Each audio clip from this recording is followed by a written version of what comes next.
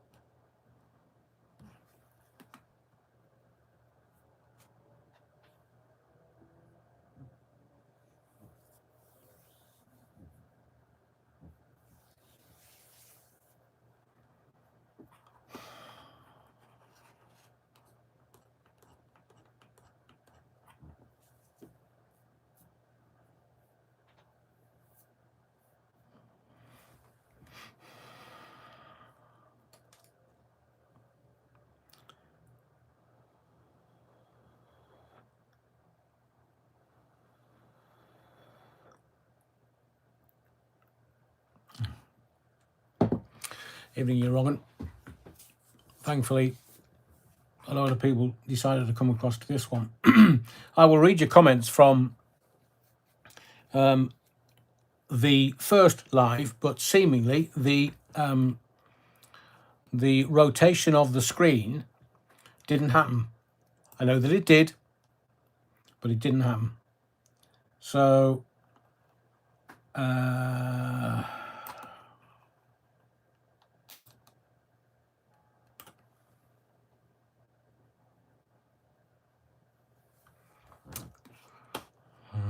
let's have a look.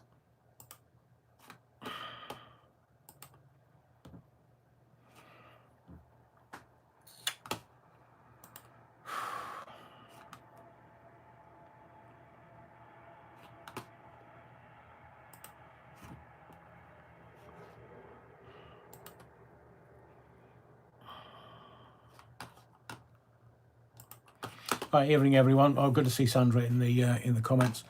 I'll try and pick the other comments up later. Today has been quite a challenging day. Because it's the day after the night before.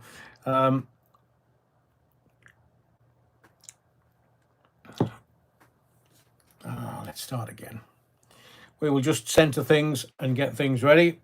I don't particularly want to rant this evening, but I want to tell you what I'm up to and what is going on. Let me just get rid of this. I was recording a little earlier, not for YouTube, but for radio, and I just need to get rid of that. So, I haven't really got any parish notes. I don't really, I mean, I have stuff that I'm aware of, but I'm not really, it's my intention to do a live tonight of some kind, because we always do a live at 8 o'clock on a Sunday. But because it's a bank holiday weekend, I'm thinking more than likely to do a really, me deep dives on Monday evening, just before you go back to school on Tuesday. And then quite a few people enjoyed having consecutive lives, so I may fill one in on Tuesday, so to make it Sunday, Monday, Tuesday, Wednesday for the lives. It's just, I'm flying a kite. I may do that. I might not be able to, but just keep an eye on the channel. Just keep an eye on what I'm doing, and I will tell you as the nights go on how I'm doing. And I did speak to somebody a little earlier saying is 3 or 4 lives a week in consecutive order a little bit too much? And they said when you were doing phone-ins, it was really easy to do the phone-ins because you would just, throw some subject out there and people would give you their opinion. They were the content, not you. Doing all this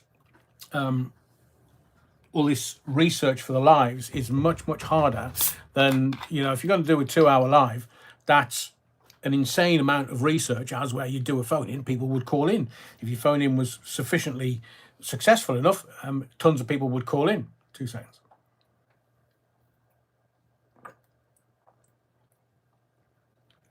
Oh, that's to ease the alcohol in my system, because it's well, what can I say? It's the day after the night before. That's all I'm going to say. I will kind of divulge more secrets in just a little while. So that's my intention over the next 4 nights. Do a live tonight, then Monday, Tuesday, Wednesday, consecutively, depending on my energy levels. And I mean, I thought that doing a 3-hour phone-in was quite challenging and difficult because of the energy levels and dependent on the time of day or night. But these lives are much more intense than doing any kind of phone-ins, because I'm having to do all the content and the graphs. So good to see Man That UK in the body of the Kirk this evening. Good to see PT Ham and Peter Sadler also in the body of the Kirk this evening. Please comment as much as you want. I just would like to say congratulations to the lead supporters that regularly convene upon the body of the Kirk. Let's just do this and see where that goes. So congratulations to Leeds for winning the championship. Congratulations for Burnley to making it in the Premiership. But I must mention Sandra Whittam. I did all the way through the match. I did think about you, Sandra. I had to watch it on TV because, sadly, even though my sister is a season ticket holder, the season ticket holders at Sunderland couldn't get the tickets. And then we were told, they've all sold out. And then I saw pictures of, sadly, a less well-supported team with hundreds, if not thousands, of empty seats that the Sunderland fans could have taken. And I know that Wembley and or the club were, like on Tuesday, were saying, we're going to release another 1,000 tickets. I understand the security implications of having the away fans and the home fans in the same place. And Sunderland were playing away yesterday. They were playing in a different... Because can you imagine the absolute chaos on the pitch? If Sheffield United and Sunderland had played in their home kits, it would have been exactly the same. We would have been passing to the different... it just would have been chaos. Absolute chaos. So where's Sandra? I know that Sandra commented, where's Leeds? Up the Bagghams, says Leeds. Good to see that you, as champions, have gone up, Leeds. It was there, Sandra there. You got a hangover. It's a bit of a struggle. It's a bit of a struggle today, Sandra, to be fair. It's not... I will say this, that I decided that I wasn't going to get any alcohol in the house, because too many times we've got into playoff finals and we were shite, to be fair. It's a technical term that we use in radio, but we were up utter pants, man. So yesterday I thought, right, I'm just going to prepare myself. There's no plan B. I couldn't get tickets for the game, even though my sister was a season ticket holder and wanted me to get tickets for the game. But for some inexplicable reason, somebody somewhere gubbed up. So I couldn't get the tickets, so I watched it on the telly, watched it with family. And for 76 minutes, honestly, Sandra, I thought you were the better team. But it's not about being the better team. It's about scoring one more goal than the other side. So 75 minutes, I'm thinking to myself, if we can get this, if we can just nick a goal and get into extra time, I think we might just do what we did at Coventry City at Wembley. So 76 minutes, boof! I mean, proper boof! Goal goes in, and it's like, I can't believe this. I can't believe this. And I immediately thought of you, Sandra, thinking, oh, man, Sandra's going to be sort of... Because I think you were there, Sandra. And I was thinking, oh, Sandra's going to be there. You've been a real supporter of the channel. I can't... It'll be hubris, and I can't, take any credit. But it was a cracking goal. To be fair, we were... For 75 minutes, we were... we weren't at the game. But it doesn't really matter whether you're at the game or not. I mean, if you look at the stats, Sheffield United were all over us the first half. VAR, some people may say it's unfair, but my only explanation for that, and I know Wilder, the manager of Sheffield United, said, bloody VAR. I'm paraphrasing, of course. Bloody VAR. Well, you're going into the Premiership. Premiership have got VAR. So that's why VAR is on the Championship game at Wembley. Because the next game, it's the Premiership. It's not the 46 goals. We didn't have VAR when we went up from Division, hang on, where are we? Premiership, Championship, Division 1. When we went from Division 1. I mean, I thought at one point we were going to be in Division 2 or the Vauxhall Conference League the way we were playing. Not this weekend, obviously, or this year. But so I know that they're kind of, a poor workman blames their tools. And there was 11 tools, if not more, on the field. So, evening, Mark Bryden. I think we might take that. So VAR doesn't matter. They were the rules. If they didn't agree with the rules, they should have said so before the game. If it had been Sunderland and had a goal disqualified by VAR, Sheffield United and the manager would have been in a completely different place. But saying all of that, Sheffield United came out of the blocks. The first 20 minutes, Sunderland were hanging on to their bollocks. Let me tell you. And if you're not a sports fan, just kind of close your ears for a couple of minutes. And watching the match, it was, Sunderland scoring, equalising after 76 minutes. I just thought, oh, brilliant, brilliant.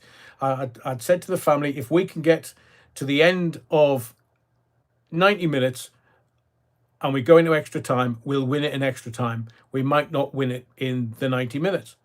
And then I just said to them, I'm just nipping to the toilet. Just nipping for a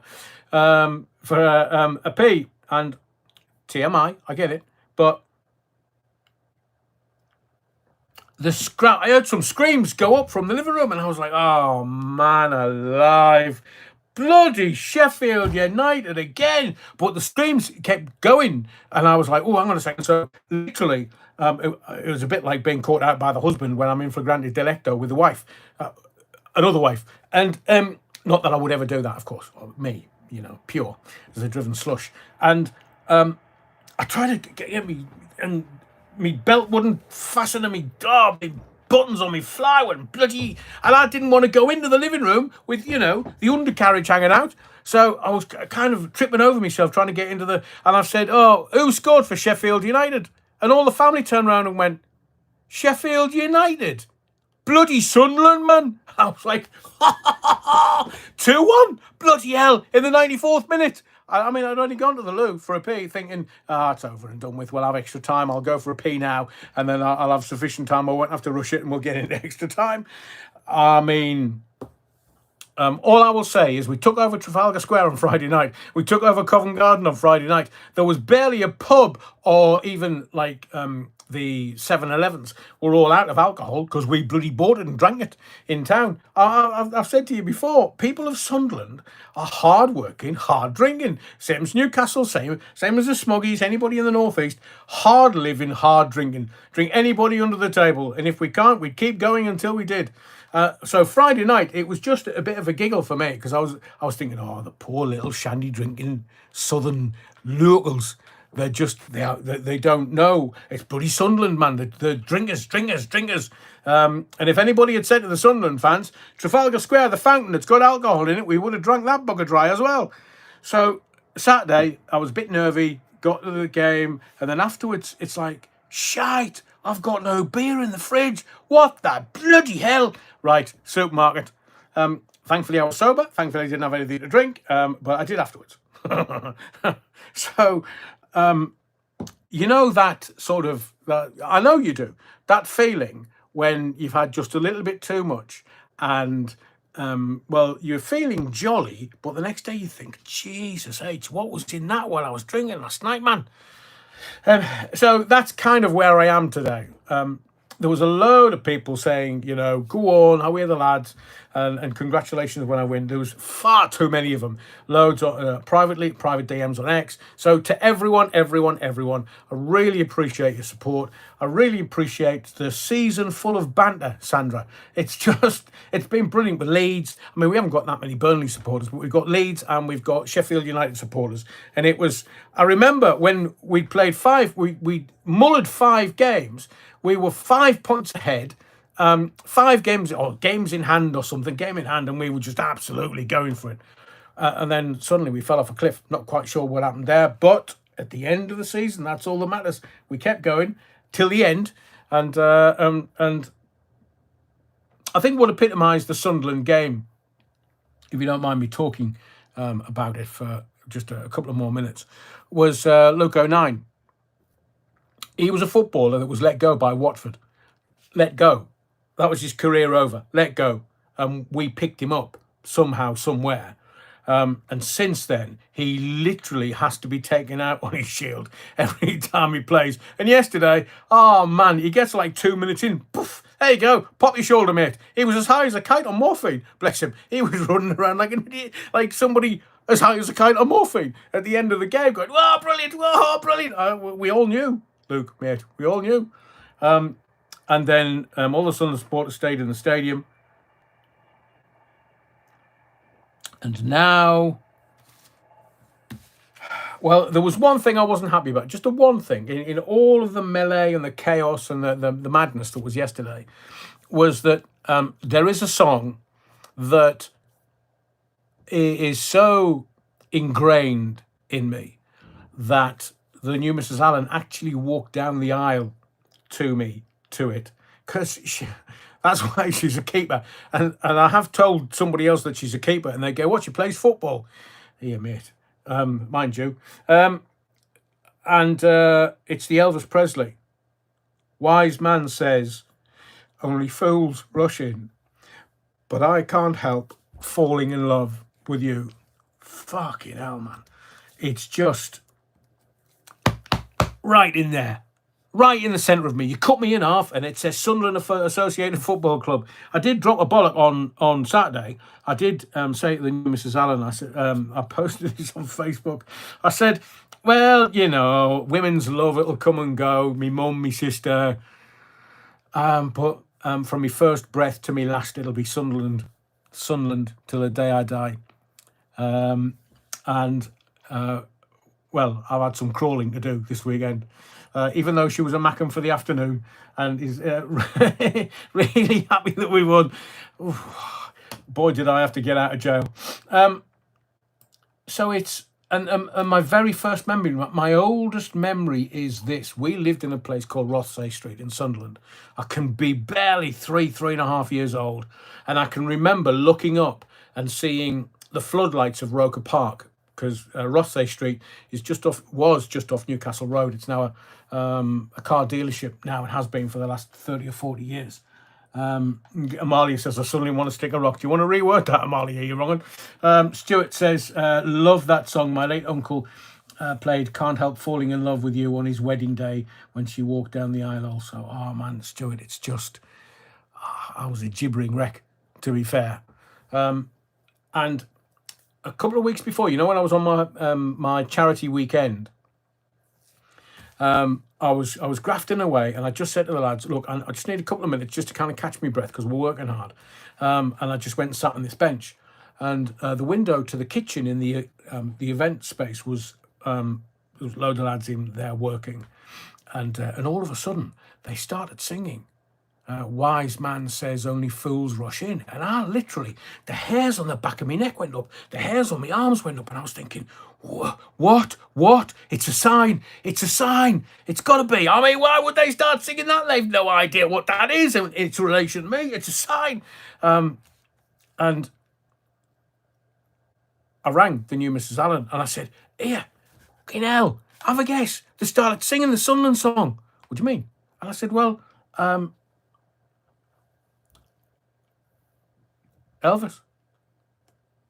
And I said, it's a sign. I daren't say it. I daren't say that we're going to win, but it's a sign, I swear. And it's a difference between awake and not being awake. You're just awake to things. And so I kept it to myself until after the match yesterday. And I told the rest of the family, I said 2 weeks ago when I was on my charity weekend, the lads started singing the song. Unbeknownst to them that I was a Sunderland fan, didn't even know. So if you know what rises my passion... Oh, sorry, Stuart, did I say the future, Mr. Allen? Oh, I'm in the doghouse again. Ulysses, the very you, yeah, wrong to everyone in the body of the Kirk this evening. Yeah, wrong. So thank you to everyone. Just thank you. The other thing I was going to tell you, after Wednesday night, how can I put this delicately? Well, the person that answered the phone at EE got it tight, shall we say. I've been measured and proportionate and appropriate, but they got it tight to the point where they didn't know what to do to rectify it, because I'd said to them it was a breach of contract. So we will be taking our business elsewhere, but you've got to fix this. So I am fingers crossed, because they've tried everything. They have tried everything, and they've just got shit equipment. So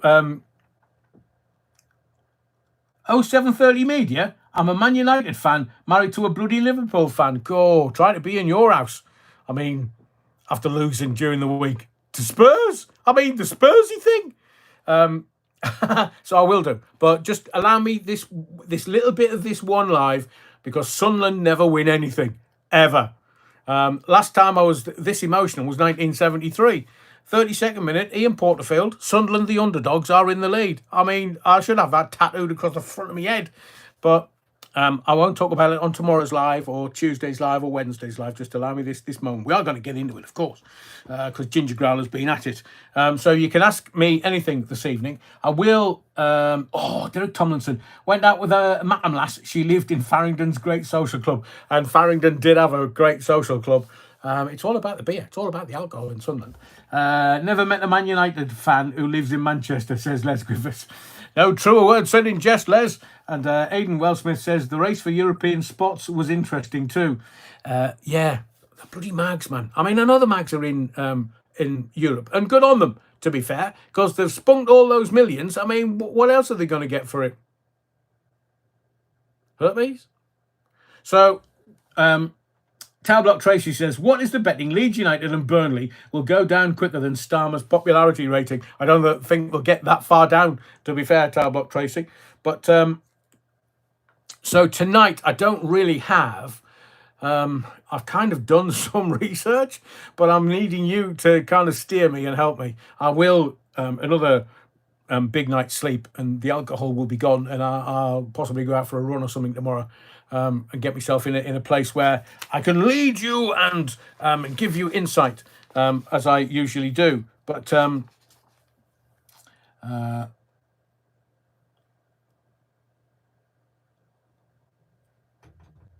who's that? Number 3. So it's not sure who that. Delighted for you. Well done, Sunderland. Thank you very much. Andrew James has been at the Garden Centre today. Step away from the herbs, Andrew. Ray Norton, Les, lives 3 miles away from Old Trafford. Bloody hell. Rusty's Roamings, Evertonians in our house. Oh, well, having worked in Liverpool for Radio City for a while, for 18 months, I think, I was always told that the Liverpool supporters were from outside Liverpool and the Evertonians were from Liverpool itself. I don't know whether that's any truth, but it's fantastic when the local passions become... it's from Stuart. Stuart, I do appreciate that. Thank you very much. But as I say, we may need some inspiration this evening. Des Ashton, where's the best place you have watched the Black Cats play? At Roker Park. At Roker Park in the Fulwell End. Anybody that's from Sunderland knows. Fulwell End. Not the Roker End, Fulwell End. And I was saying to family on Friday, when it comes to big games, I get really, really, really homesick. Really homesick. And I remember one of the players, I think it was Charlton, where we just got mullered. I was living in Hampton at the time, in kind of Greater London. And, oh, God, I was so homesick. I literally almost just packed my bags and left and went back home to the northeast. Sorry,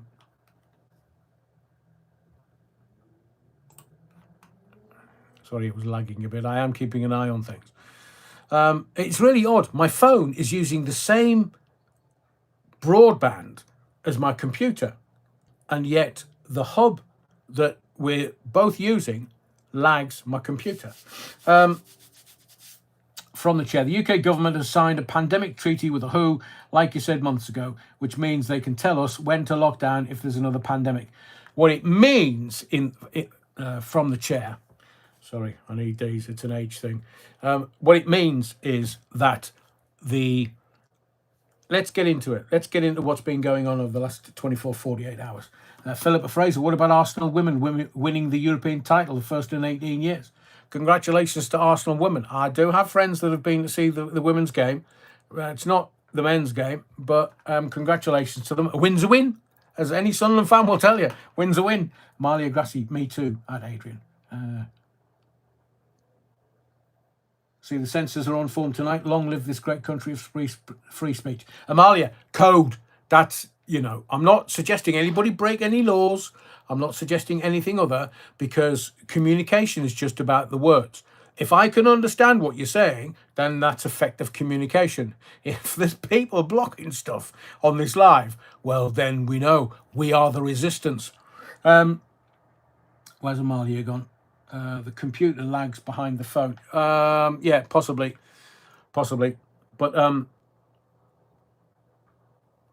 I want to get into stuff, because some really dangerous stuff is going on at the moment, like signing the World Health Organization pandemic treaty.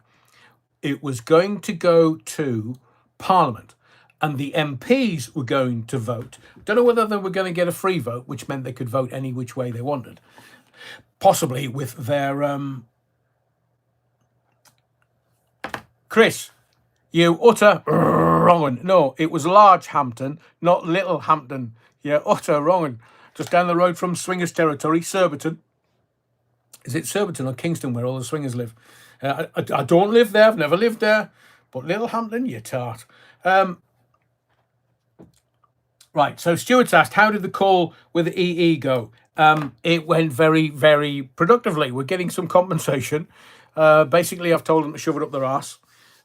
We are, because it's a bank holiday weekend, we're waiting for BT to recontact us, because we're going to go away from EE. But they are saying that BT is shoving everybody onto EE. Well, they're not shoving this family in this household onto EE, because, as I said to them very gently and very kindly in the beginning of the conversation, mate, you can shove it up your arse and fuck off.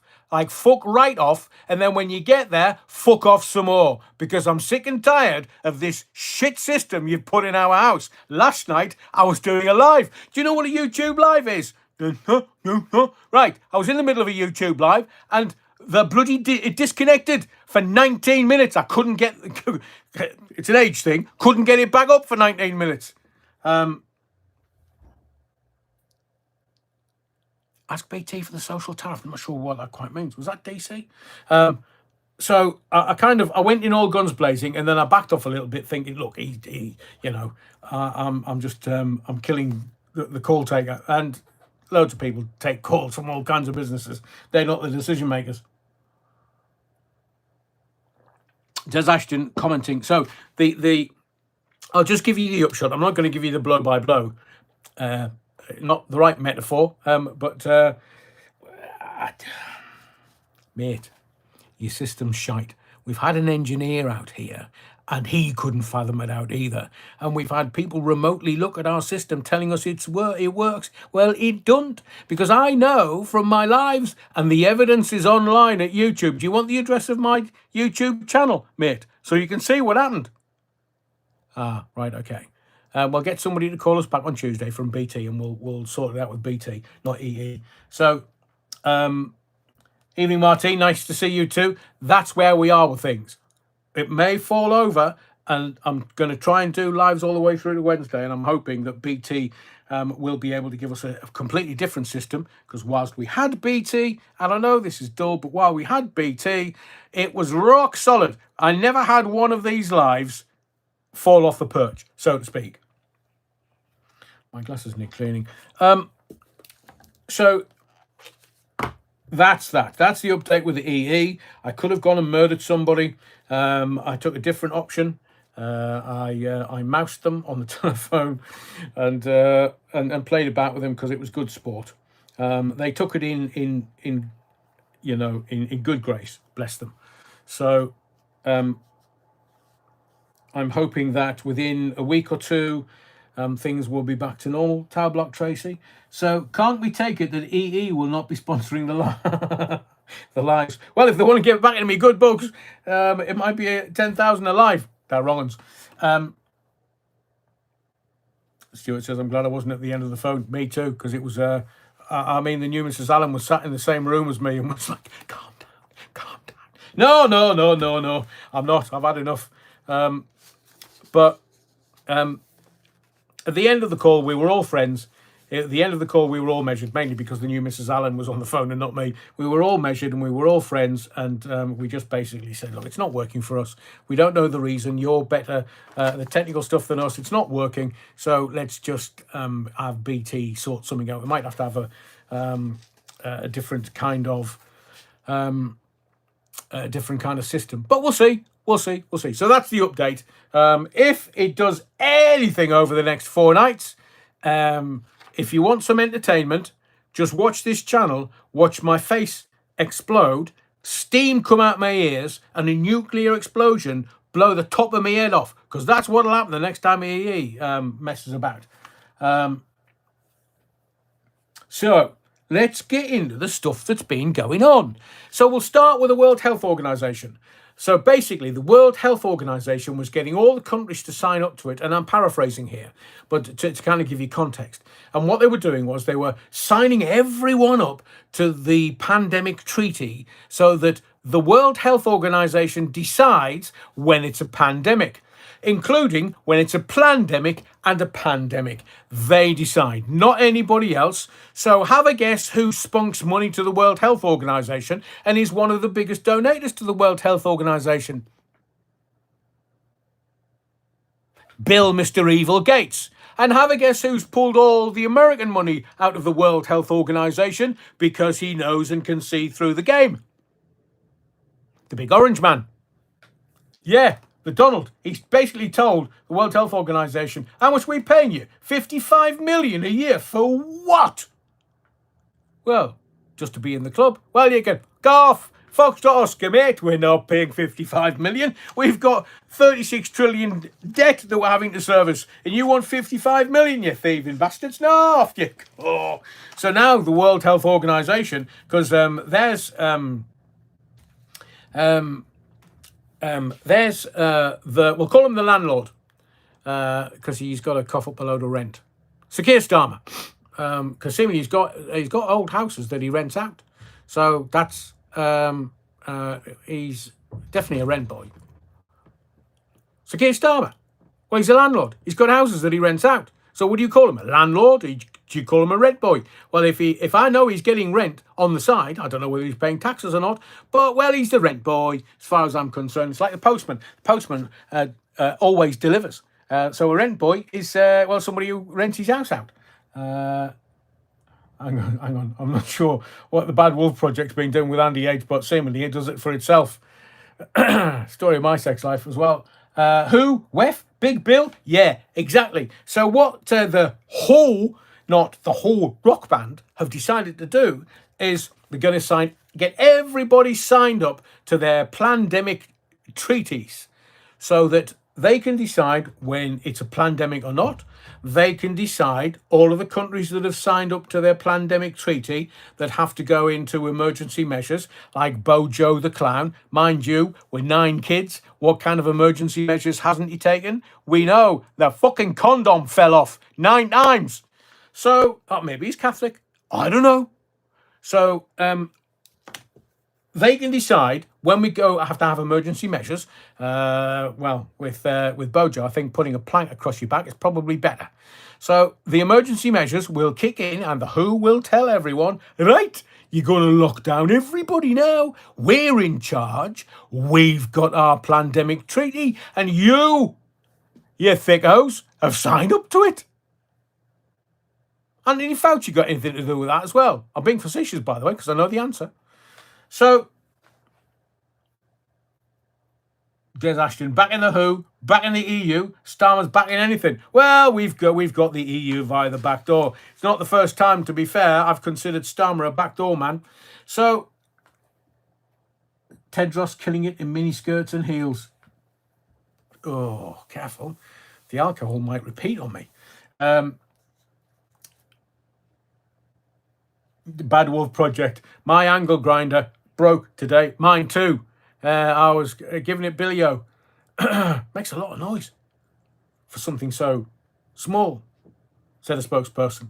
So it looks like that the rent boy, Starmer, has signed us up to the Who when Parliament was going to take a vote on it, decided to delay it, and we didn't have a vote on it. None of the MPs voted for this. In fact, no fecker voted for any of this at all. It was all rent boy Starmer. Do you know they're trying to blame the Russians? You do know that, don't you? Oh, well, it's the Ukrainians, so it's bound to be the Russians, so it's bound to be the Russians. And I sat there reading the paper thinking, Russians? Oh, hang on a second. I'm going to show you something in a second. It's all right, I'll keep my clothes on. I've just realised something. I'll keep an eye on it and show you in a moment. So they're blaming the Russians. And I was thinking, here, mate, man, just fester up. Just go, all right, rent boys, I'm a landlord.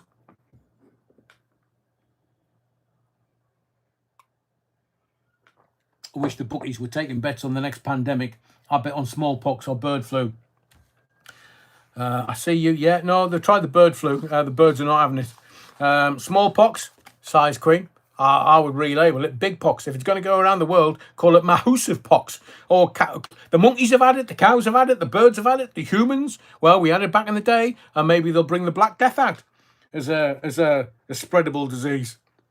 We know what we do with our spreadables. Matthew Wheaton said the usual excuses from Kia. Of course. And, well, I'm going to do a video. I didn't have the energy today at all after the day after the night before. But I am going to tell you something about the Labour Party and Sir Keir Starmer and Ginger Grower and everybody. I am going to tell you in a separate video because I'm going to make a prediction. And they've not been far wrong the last couple of years. So I'm going to tell you some stuff. So you'll see it. It'll pop up tomorrow at some point. But and when it pops up, the video before you start. Yeah, wrong. I bet it's a cat epidemic where we all believe we're cats and shut the country down. Well, do you know, if there's a pussy epidemic, I'm married now. Rich says H5N1. We've done that one before. They've tried it all. In fact, I know people that are still testing positive for the Charlie 19. And of course it's a concern because it was one of my elderly relatives. And I just, you kind of, it is a worry. But a couple of days, tested positive for 5 days, I think it was. Was a little weary and a little tired. But apart from that, it's still flinging around, kicking and flinging this Charlie 19. But also, it's because I think they'll need a plandemic because people are dying from the jibber jabber.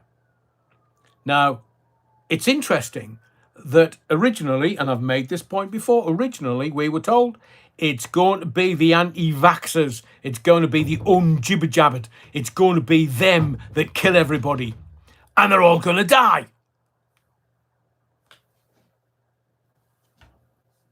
I'm unjibber jabbered. I've had it. I'm still alive, still kicking and flinging. So how do they work that one out then? And there's bloody Bojo, he's knocking kids out at some rate. I mean, Carrie's had like 4 kids. He only needs one more, he's got a 5 aside. He only needs a couple more and you get a 11 aside footy team. I mean, if he's into odd-shaped balls, he might be into rugby. And if he's into rugby, then he might need another 5. But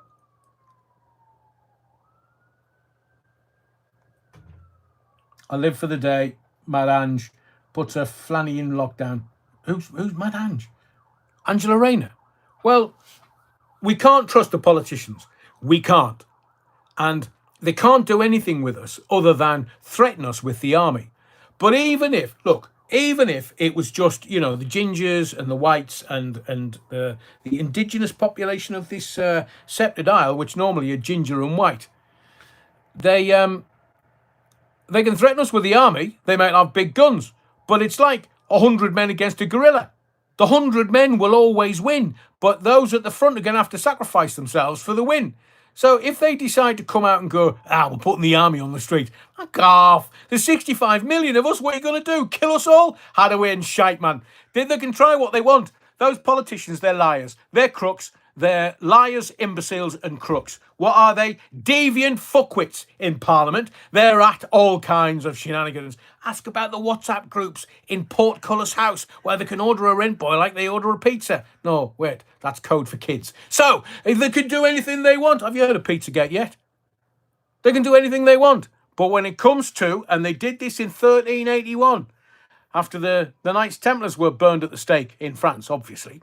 We took all the treasure up to Glasgow. They went by boat all the way to the west, and then they built Rosalind Chapel to house all the goodies. Oh, didn't you know that? So Nicola Mooney says, I've got no trust in politicians. I'm with you, Nicola. I'm with everybody else in this body of the Kirk. Don't need it or want it to be an echo chamber. We just know that these feckers in the Houses of Parliament, and if you want to watch a more corrupt bunch of MPs, politicians, the parasitic classes, just look at the Labour Party. They believe in the Westminster bubble. They believe that nothing is going to touch them. Nothing's going to happen. There's fucking 65 million of us. We've had enough. And Bojo thinks that he's going to lead the Tories and beat Farage and Reform. We've had enough, mate. We've not had enough of just you, as in Bojo the Clown. We've not had enough of just the Tory party. We've not just had enough of that double-speak arsewipe, Starmer.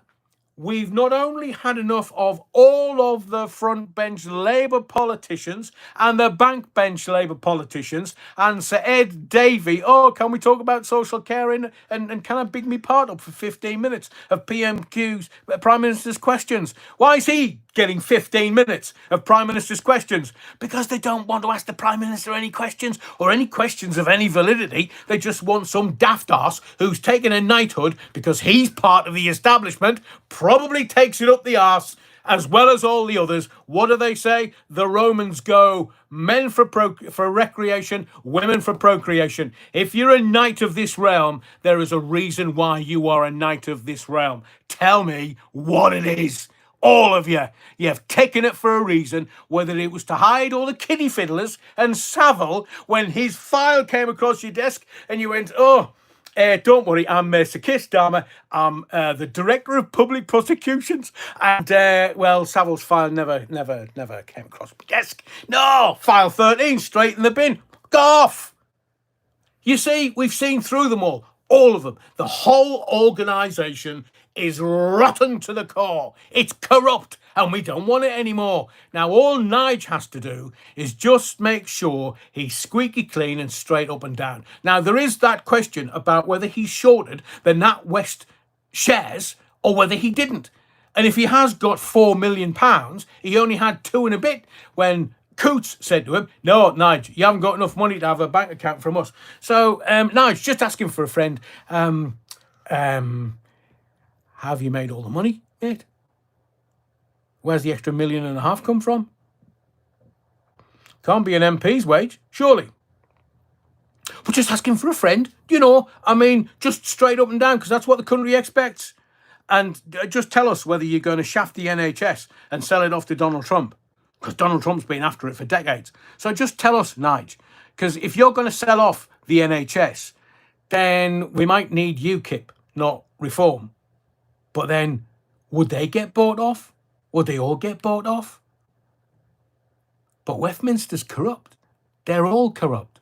They're not in it for the benefit of me and you. They're not in it for the benefit of the greater good. They're not in it for the benefit of anybody else. You and me are shafted left, right, and centre because they're liars. They are liars. That's what they do. That's their profession. Liars. So, just in case anybody's asking, I did say I wasn't going to rant tonight. Well, yes, Savile, and worse. There are worse, and I am very much well aware. A bit like, honestly, I mentioned him 5 minutes before I came on air. It's the Labour peer.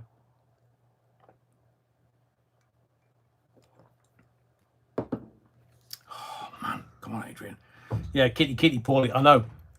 When a certain individual, not Lord Alexander, thank you, Paul. When a certain person shuffles off this mortal coil, there will be daily newspapers printing stories about them that will last for years. I'm not talking about front page today, fish and chip wrap tomorrow. I'm talking about years and years and years about the lies that they have promulgated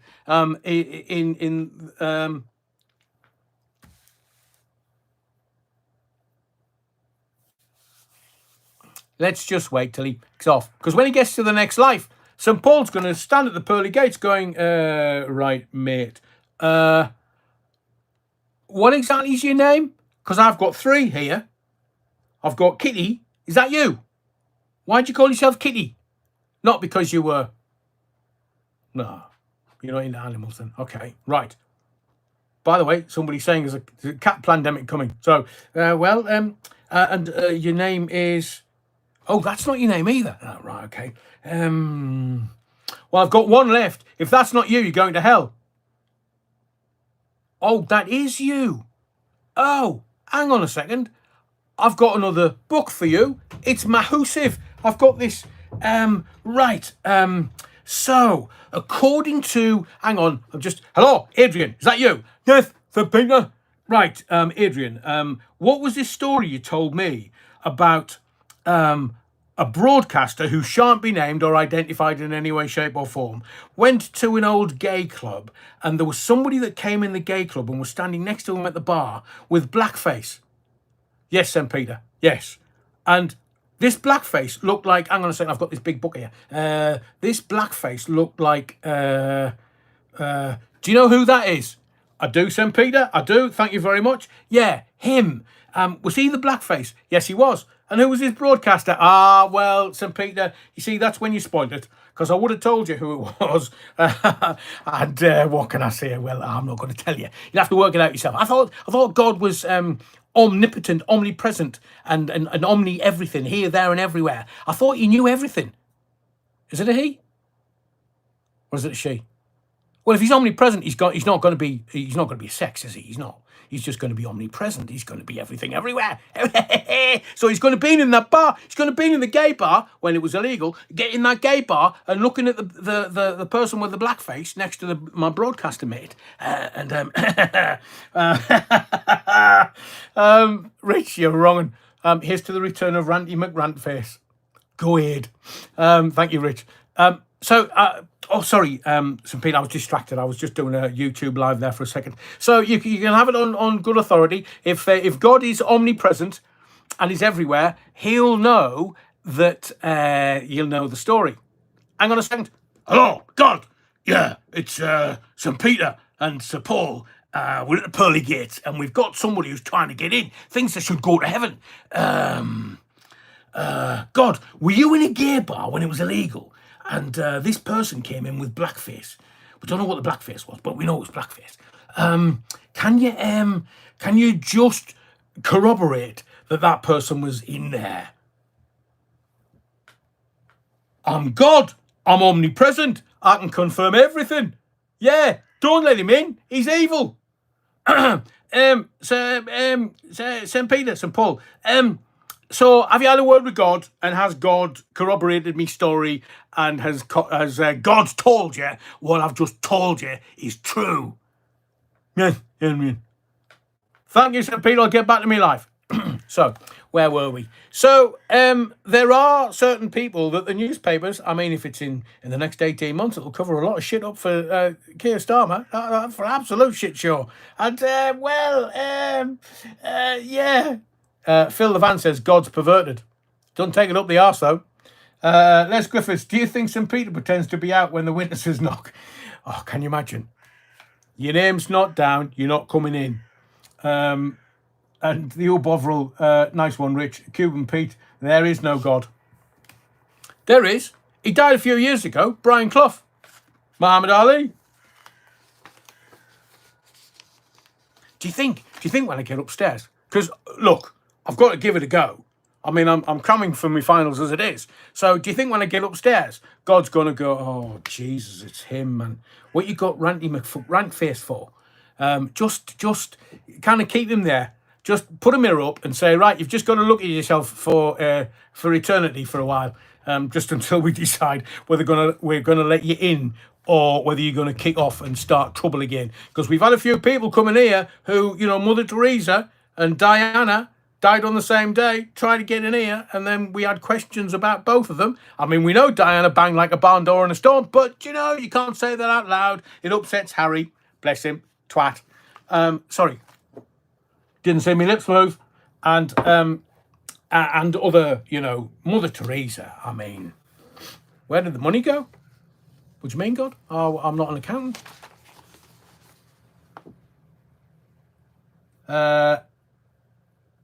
Phil Levan says, you know that Jehovah's Witnesses don't or can't celebrate birthdays. Can they not? Can the family celebrate death days? Oh, thank God he's gone. What about Amalia? There is a God. This is all personal choice in faith. Of course there is, Amalia. But it depends. You see, I believe that we are all a fractal of the ineffable experiencing itself as consciousness. I believe I'm God. It's not delusional. I don't think I'm Russell Brand. I just believe that this spinning orb in the middle of nowhere, in the middle of something that we can't describe or know about, just happened to be here spinning. Want me? Dinosaurs, good go. Want me? Honestly, I'm just getting into my flow. Right,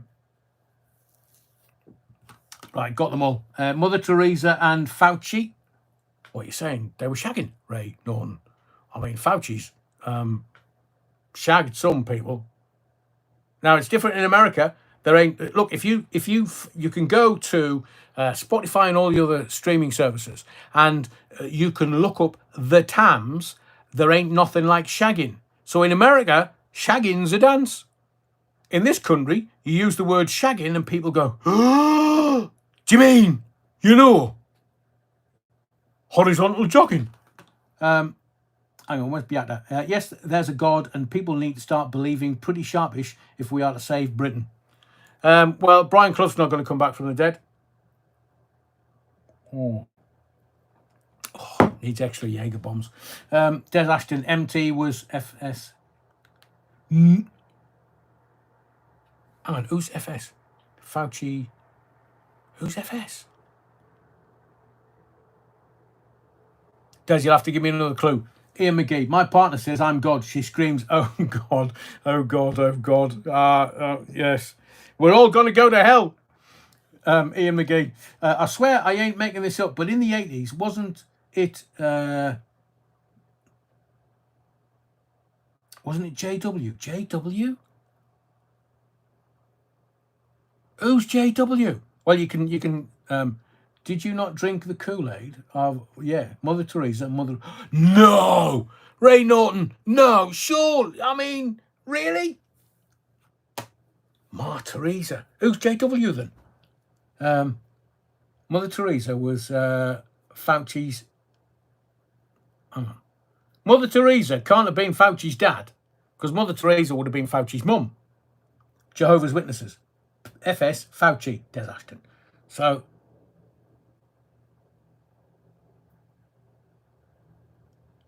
Les Griffiths, you utter wrong and go to hell. I've been to Hartlepool. That was bad enough.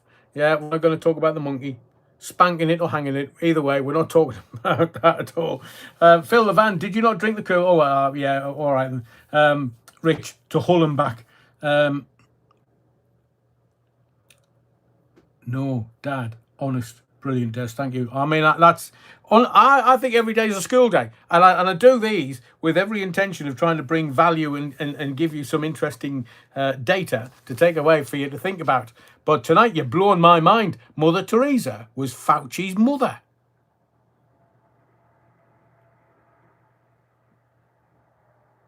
Or have you said that Mother Teresa was? No,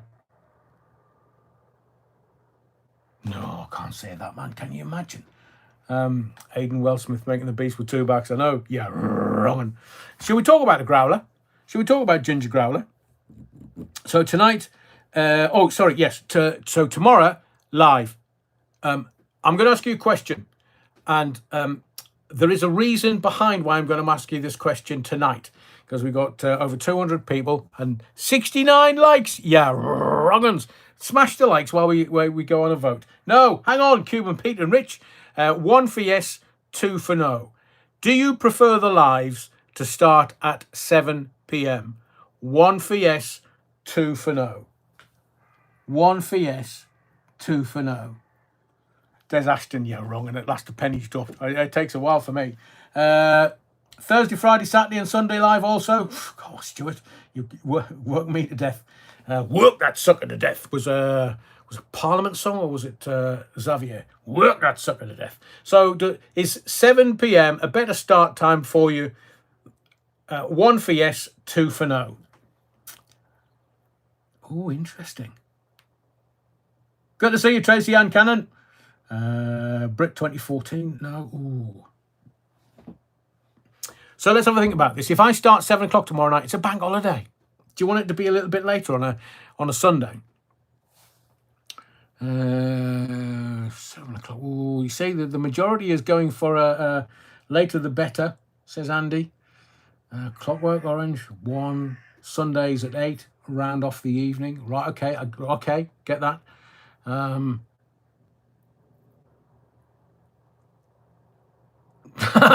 Stuart, well, I suppose you deserve a break in between. Yeah, wrong.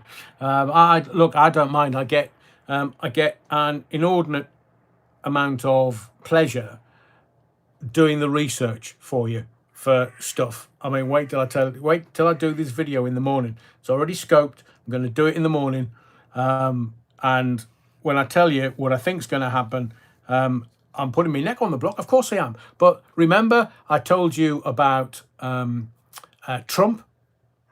He needed to become president to save the world.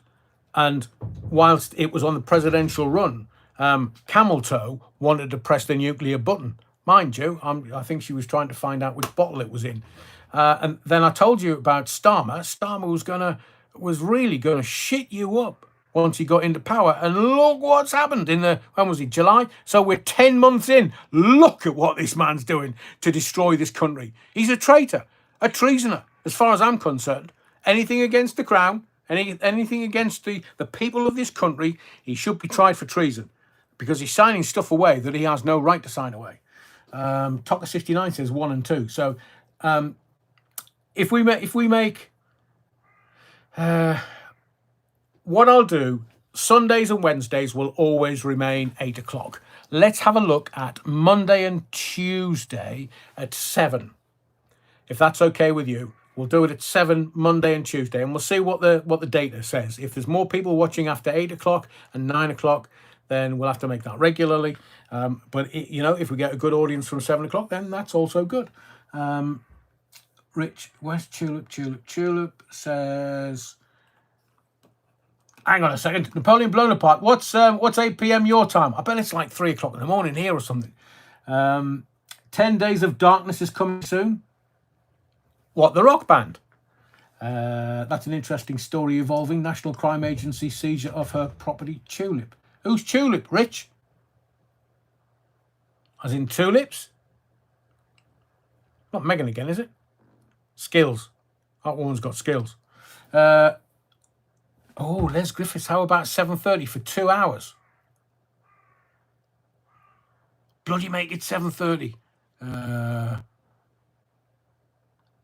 Okay, so if I make it 7, let's make it tonight's Sunday, 7:30, Monday and Tuesday. See how we go with that. See how the data stacks up. Really? National Crime Agency. Where did he get his 10 million from? But he's a knight of the realm. You know why he's a knight of the realm, don't you? Either he's protecting someone or he's making somebody money. There's no other reason why you get a knighthood. Ask David Beckham. Unless you've got your tongue shoved so far up the monarch's arse, you can't retrieve it unless you get a full football side to put some rope around your waist and try to pull you out. How about 7:32 p.m? Andrew, stop being facetious, you wrong. In fact, I feel like I'm going to hell now with the amount of banging that door's doing. I'll start and call it Diana. Clone click every trip. Doors to manual. Cross check. Thank you, Aidan. Amalia, someone remind me for goodness sake. I forget to set alarms. Right, Amalia, you're on the live tonight. It'll last about 2 hours-ish.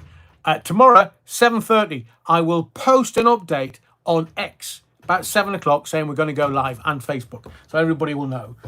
So we can remind Amalia that we're going to do live tomorrow night, Monday and Tuesday. Tulip Sadiq, the National Crime Agency. I do hope they are, because he's an odious little man.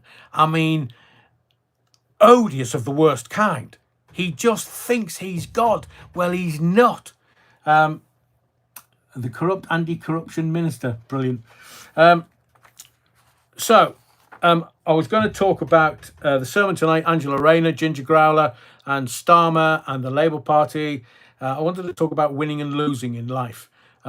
I'll be serious for a moment. I just want to say to you this. Cuban Pete, don't, you tart. It's up to episode 9. I haven't seen episode 9 yet.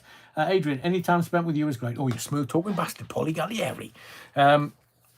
So 7:30 tomorrow night for the next live. We've decided it's a group decision. If you're not there, I'll have a look and see who's voted, and then I'll just come knocking on your door. I'm jesting, of course. I'll get somebody else to do it. I just want to... Look, this weekend's been a big weekend for me, sporting-wise. But I'm seeing firsthand the devastation that illness can cause. And I don't really want to go too much into this. But he's a hero of mine. And I will say that he was in the music business, and he's an insanely talented man, and I love him dearly.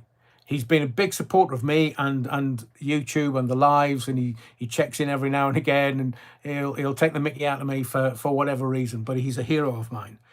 And he's very ill, very, very ill. And I look at life and go, that happens one day, the next, this happens. And that right there is the reason why I do these lives. Because we don't know what's coming tomorrow. We don't. And I'm not going to go all tree-hugging hippie-ish on you. I'm not going to go all Russell Brand on you. I'm not. But, we get to the nub of things. We get to the real answers of life, the universe, and everything. And even though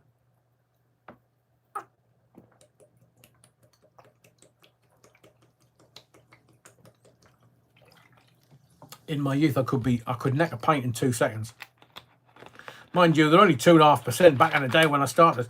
A pint, when I first bought my first pint, 25p. In some pubs you got them for 19p. How much you paying now? Down in London, there was a pub I went to in King's Cross, £10 a pint. At least Dick Turpin wore a mask. Anyway, on LBC today, the Ginger Growler said she does not want to be Prime Minister. Bovril, of course she... Look, what politicians do is they divert you every single time. So everybody thinks that Ginger Growler is going to be the Starmer stalking horse. And she's not. Because the Labour Party wants somebody with gravitas. And Ginger Growler's got a Manchester accent. That's not going to work on the world stage. So it's not going to be Ginger Growler. I told you could get 11-1. And I am going to talk about that. I have said that you could get 11-1 for Yvette, Ed Balls' missus.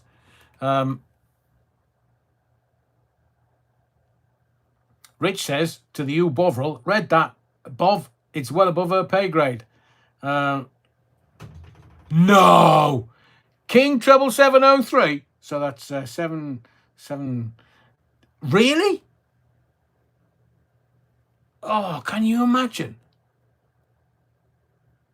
I mean, I do have a quality threshold that I've always held through my life. Because I knew growing up in Sunderland that I had to have a quality threshold. I'm not a dog breeder. Well, if certain people are not what they claim to be, can you imagine how ugly they must be as part of the opposite sex? Can you imagine what you've just mentioned? Stuart says 25p for a pint. Oh, I'll have them days back. I see you said that's outrageous. What, 25p a pint? Can you imagine? You'd go out and get absolutely shitted for £2. I mean, oh, the joys, the abs. I mean, you'd buy everybody in the pub. Imagine going out today. How much am I going to spend? Well, you'd get 4 pints for £1. There's a fiver, buy 20 pints. Ah, the beers are on me. I'll buy everybody in the pub with the beers. I don't care. Fiver, brilliant. What a night out that is. I bet the kebab costs more than the bloody drink. That's brilliant. Amali says, oh, I can't bear to think about ginger growlers. At least you know they're indigenous population of this country. And so the diversion is, no, I don't want to be Prime Minister. And everybody's going, she's lying, man. She's just saying that. She's not, because she knows if Cuba is going to be the next Prime Minister, either her or Wes Streeting. Now, Wes Streeting's a bit of a stalking horse. We don't know how good or bad he will be as a Prime Minister. But Yvette Cooper, she's a safe pair of hands. Ask Ed Balls. Both hands, Yvette. So it will look like Yvette Cooper will be the next Prime Minister of this country. I'm not necessarily sure she will be Prime Minister at the next general election. Les Griffiths, the ennobled Cameron and put him on the front bench. Don't rule out former New Labour leaders getting the same treatment. Oh, bloody hell. The Lords can come into the Commons, can't they? They can take posts in the Commons, in like front benches. To the point where, do you know, who said that? Was that Les Griffiths? Oh, Les, you're a bit sharp tonight, man. That, can you imagine? Tony Blair, Gordon Brown, Mandy Mandelson coming back here going, oh, we're in the Lords. Labour Party, New Labour, the new Labour is in such a bind. I've decided to, can I have digital ID? If I can have the digital ID contract, then I'll come and be Prime Minister and I'll come and lead the Labour Party because I'm in the Lords. I can do that. I've forgotten all about that. Les, thank you very much. English bottle cap, you tart. 14p in 1973. I mean, you think I'm a young'un? I've been quite a few times around the sun, me. So I know how much I was paying for me beer back in the 70s because I was around when punk was around. Oh, can you imagine? Oy, oy, oy. And Paulie Galtieri, Angela Rayner knows her way around a bike shed. I'm sure she'll know where to park a bike. Here, Sakia, bend over. We need to park somebody's Labour bike. Amalia Grassi says, James, what we talking about now, mate? I'm all discombobulated. Oh, Amalia, keep up. Well, Nicholas, I actually had made that note that he's got 9 kids that we're aware of. He's got 4 with Carrie, and he's got 5 with other baby mamas. So what about this rumour that one of his daughters is in the Lords then? Tarblock Tracy, half a pint of mild shandy, like you could be bothered. Half a pint of mild shandy? Oh, well, that's daylight bribery. Diane Abbott, 100 to 1. Blair, 100 to 1. Down from 500 to 1. Aidan Wellsmith, we're on to this. So Tony Blair could come back into the Labour Party if it's being destroyed by me and you, the electorate, because we've decided we've had enough of their shite. They might bring him in as a safe pair of hands. Oh, can you imagine the political shenanigans that they're up to just to maintain power? The whole country would be, right, let's get the pitchforks. Well, let's march on London. We did this 1,000 years ago, 1381. The Peasants' Revolt. What, Tyler? What? Yeah, let's have a bit of that. Can you imagine?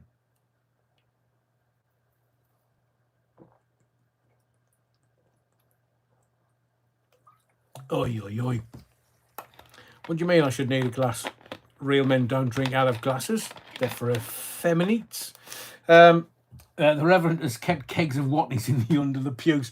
Right, Andrew, if you found me Watneys, me secret stash, you're for it. Now, I'm not having me secret stash just handed out to everybody. I mean, all that time and effort to make me proper brew. I was going to talk about, like I said last night, I didn't have any beer in the house. So I decided that I would go and buy some. And then I got back home and I thought, oh, what's a man to do? A man of standing in my age, the fact that Sunderland have won, how do I celebrate? And the new Mrs. Allen, just, because she's a shandy drinker, if I may be so bold, she says to me, darling, would you like a large G&T? I said, does it come in buckets? That started a whole comedy routine off for 20 minutes. Because she's a bit of a funny one, is the new Mrs. Allen. And I said, no, I think, well, we put the beer in the fridge. It's cold. I might have that afterwards, but I'll just have a large G&T. And she looked at me. And I said, oh, is that the wrong thing to say? She said, so what's going to happen to you, Northern Hardman image? I said, oh, that went a long time ago. She said, are you sure? G&T, though. Gin and tonic, man. I said, yeah, well, that's a good starter, trying to retrieve the situation.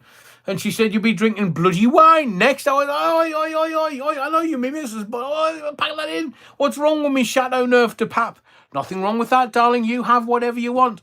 But don't be telling these people on your lives that you're a beer drinker from Sunderland, because you're a G&T drinker from Sunderland. So I've had to drink beer after me G&T last night, which is what, grain and grape, and a bit of wine, and there's your utter wrong one. So I don't know whether I'm going to ask you a question, because you're much more evolved than I as a singularity. But as you get older, do you sort of get away from the kind of knuckle dragging, oh, I'll have loads of beer?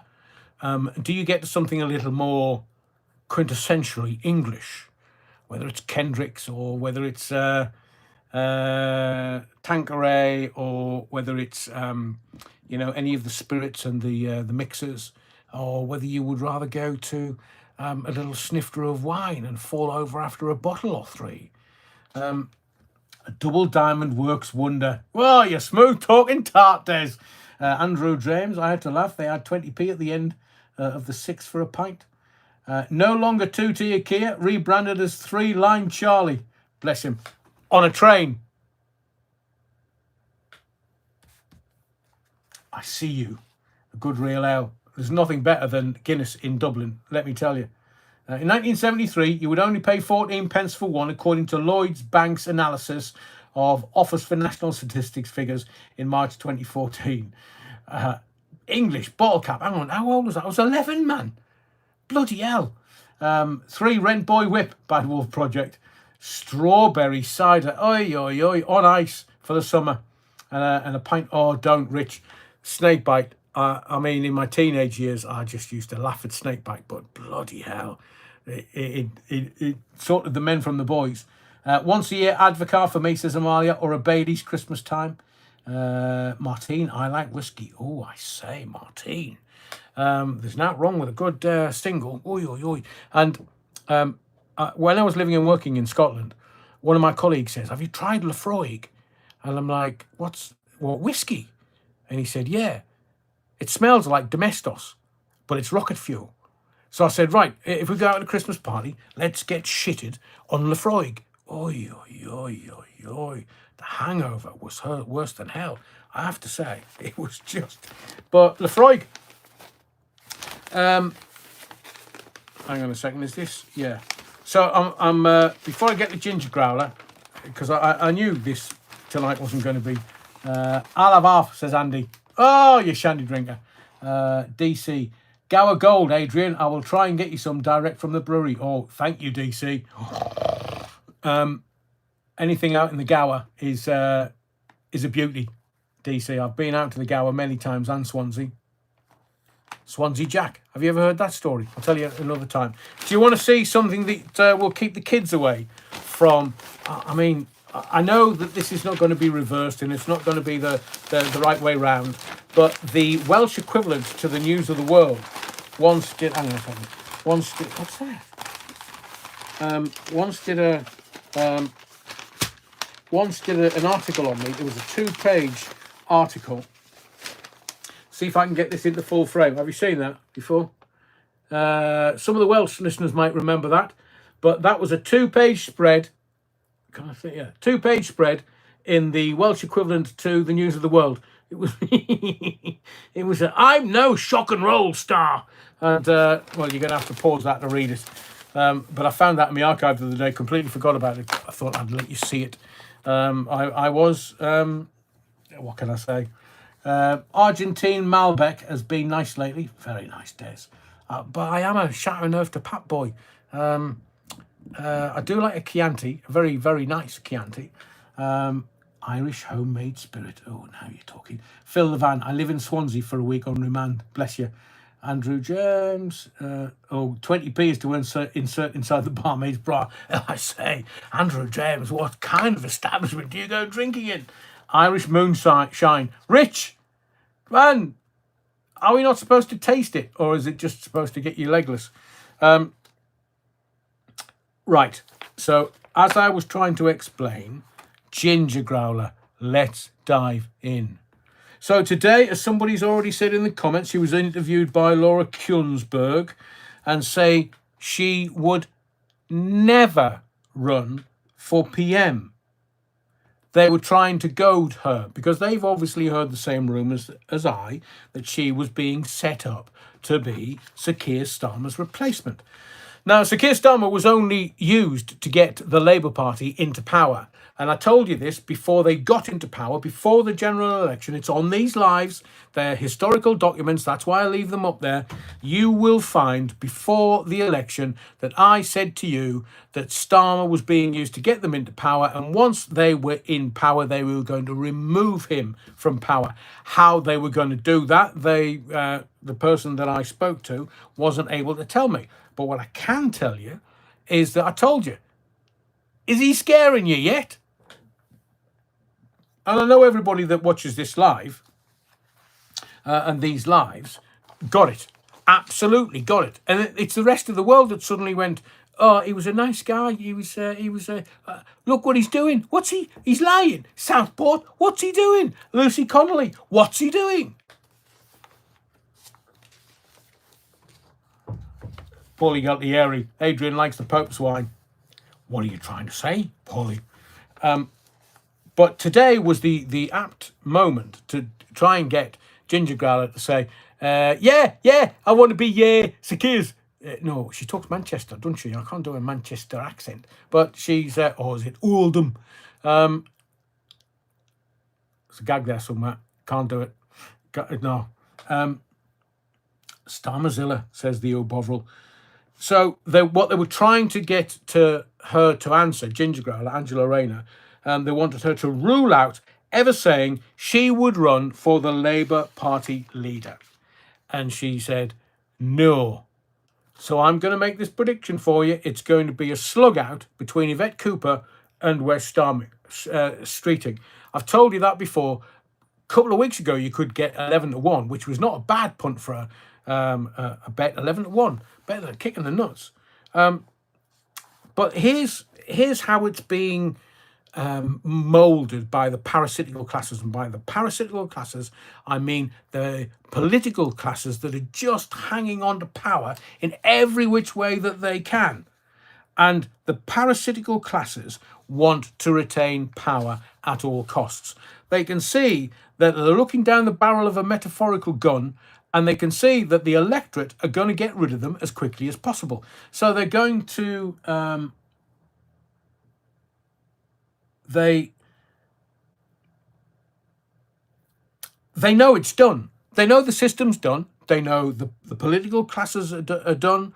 The Tories and Labour, the two-party politics, the uniparty.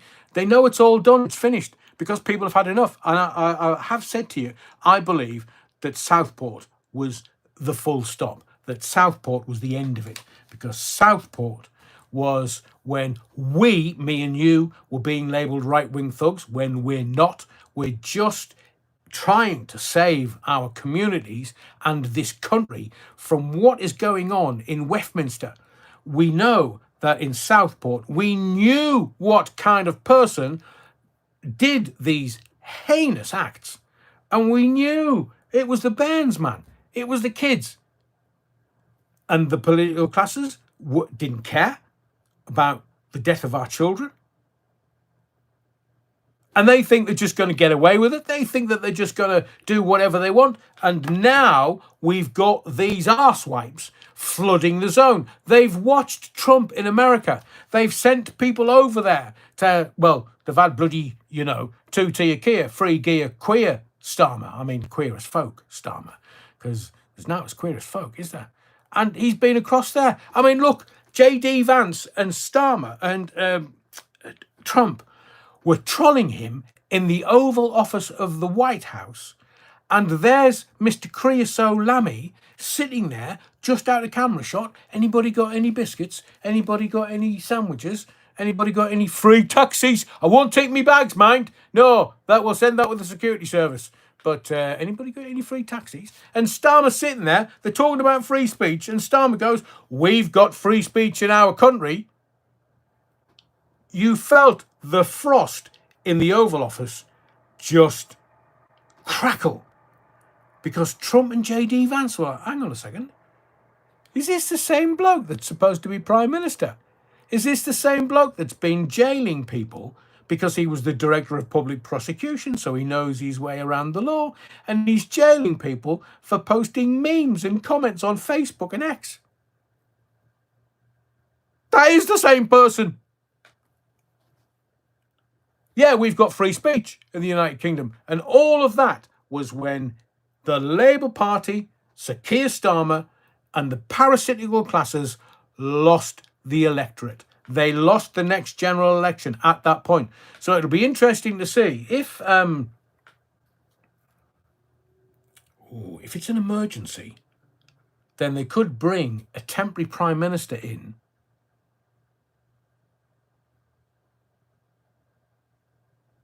do you know, I'm just going to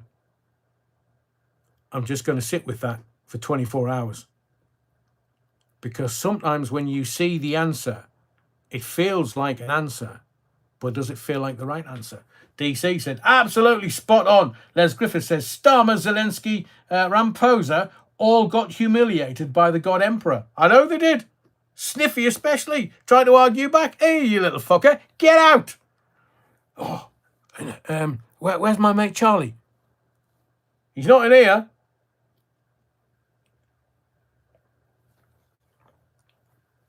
Tom Harney's his most brazen lie. I know. Quite close to the I'm a landlord, me.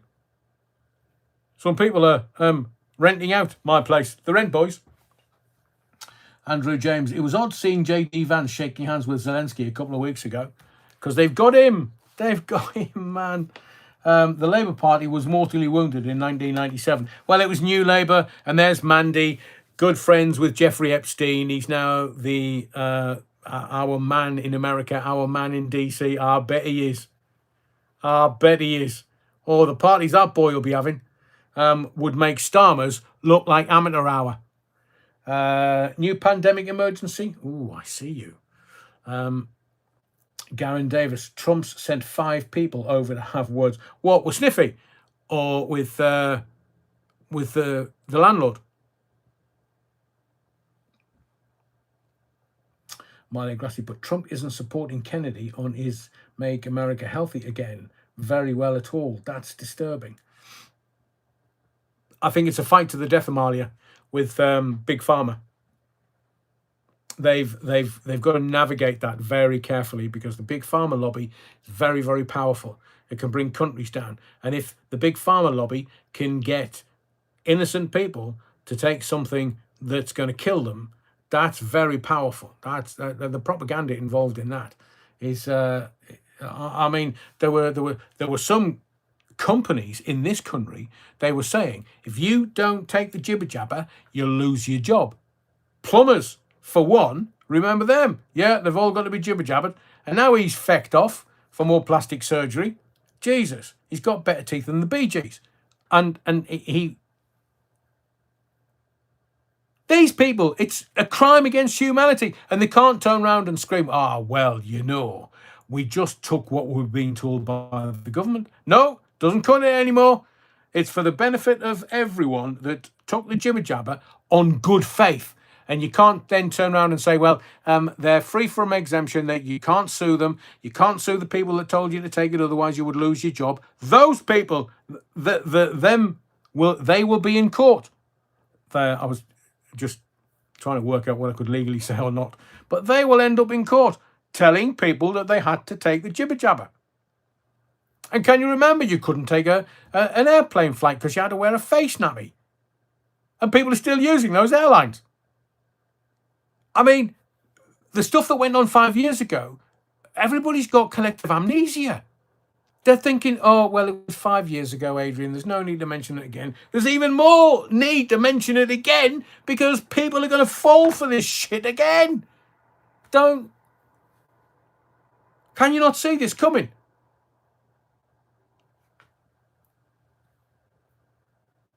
Trump will follow the money. Yeah, he will follow the money. He's a businessman. But he's not a businessman to the detriment of the great American people. And I know that RFK Jr. has got a real tough gig on his hands, but he's trying his damnedest to navigate that way to make sure that, they're putting things in place now. I saw a couple this morning wearing masks in the street. Oh, behave, Stuart, you didn't. Surely not. I mean, that's how deep the poison goes. That's how the delirium is affecting people. They're obviously looking at the Chinese going, I'm not going on the underground in China. In Japan.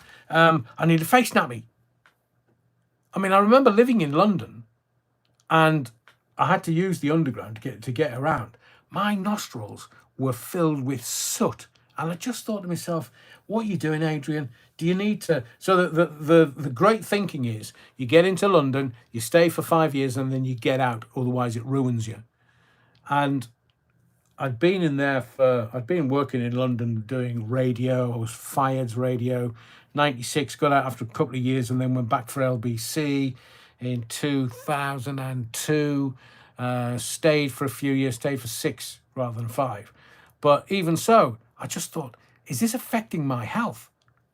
So I can kind of understand why people would wear the face nappies. But now that we've signed up to the WHO, so I'm going to make a prediction. No, I'll save that for the video in the morning. You've got to watch that and tell everybody. Because my predictions have not been bad the last couple of years.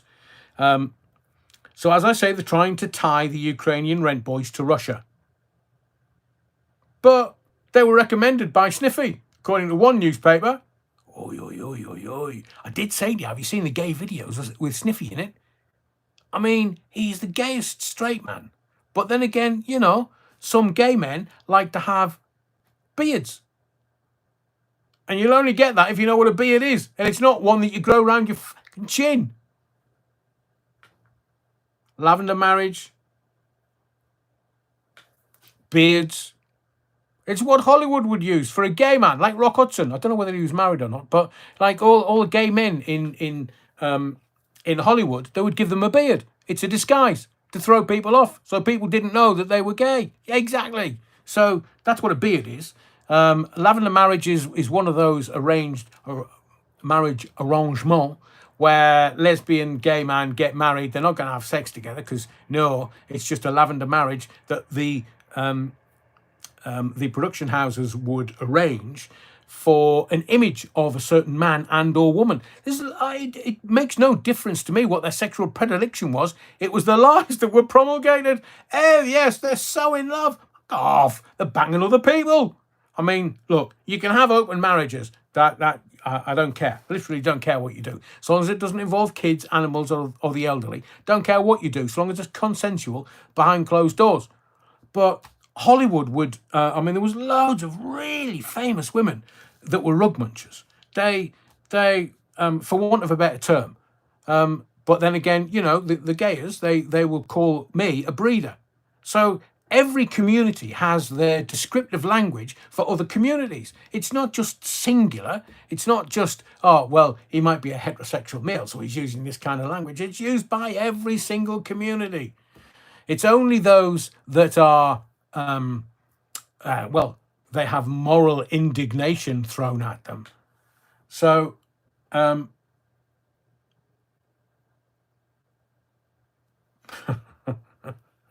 there's your wrong one.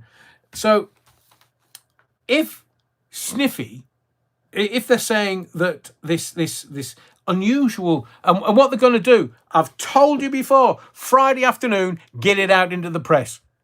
Anything, get it out. Doesn't care what the words are, doesn't care what it means, just get it out in the press on a Friday. So come Tuesday morning, you've forgotten all about it. This weekend, the story was in the press Friday afternoon. It's dead, buried and gone by the time you get to Tuesday morning. It is. So we need to start talking things straight here. Pun intended. Hope you're paying attention. So you've got a situation with Ginger Growler that they're talking about a Russian intervention. So on the one hand, you've got Ginger Growler. They'll start saying, "Oh well, she's a Unite Union woman." Well, she got £10,000 donated to her by the Unite Union, who are behind the refuse collectors strike in Birmingham that still hasn't finished. It still hasn't stopped. It's still, I don't know whether the black sacks are on the streets of Birmingham, because remember, we have a situation where the army's on the streets of Birmingham. Are you not paying attention?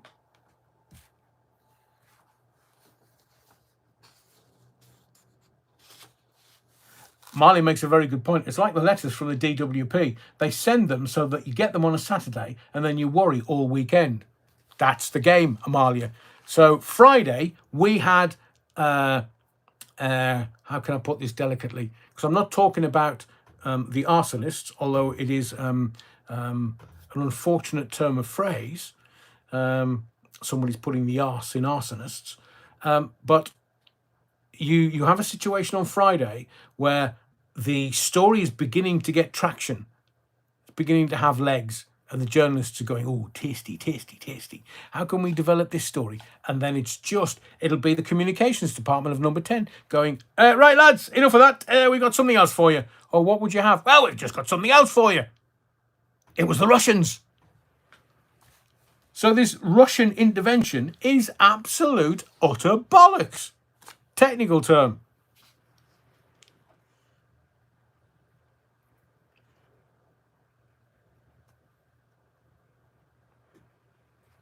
So I'm going to leave it at that. Oh, Ginger Growler did say in this interview earlier today that anyone with land and planning permission, she's going to force them to build, or they're going to get fined. It's another way. It's like speeding fines. They're not about safety. They're about making bunts for the local police forces. I have the ignominy of telling Nottinghamshire police while I was live on air, by the way, you've got your cops out behind bush shelters and bushes on such and such a street in Nottingham. So if you need to appropriate your officers more effectively, I will tell everyone in Nottingham where your mobile speed cameras are so that they all slow down. So if it's about safety, I've done your job. So there's no need to put those cops on the streets because I've done your job for you. But if it's about churning over shit tons of money, well, then that particular rabbit is away. Oh, they weren't happy with me. But I was just trying to help the local police force. I was trying to help them appropriate their resources more effectively, because people were ringing me going, hey, Adrian, tell everybody that's driving down such and such a road that there's a cop with a mobile speed gun behind the bus shelter. It's a game. It's a game. They weren't happy with me. But some of them found it funny. I'm not going to tell you who, but some of them found it funny.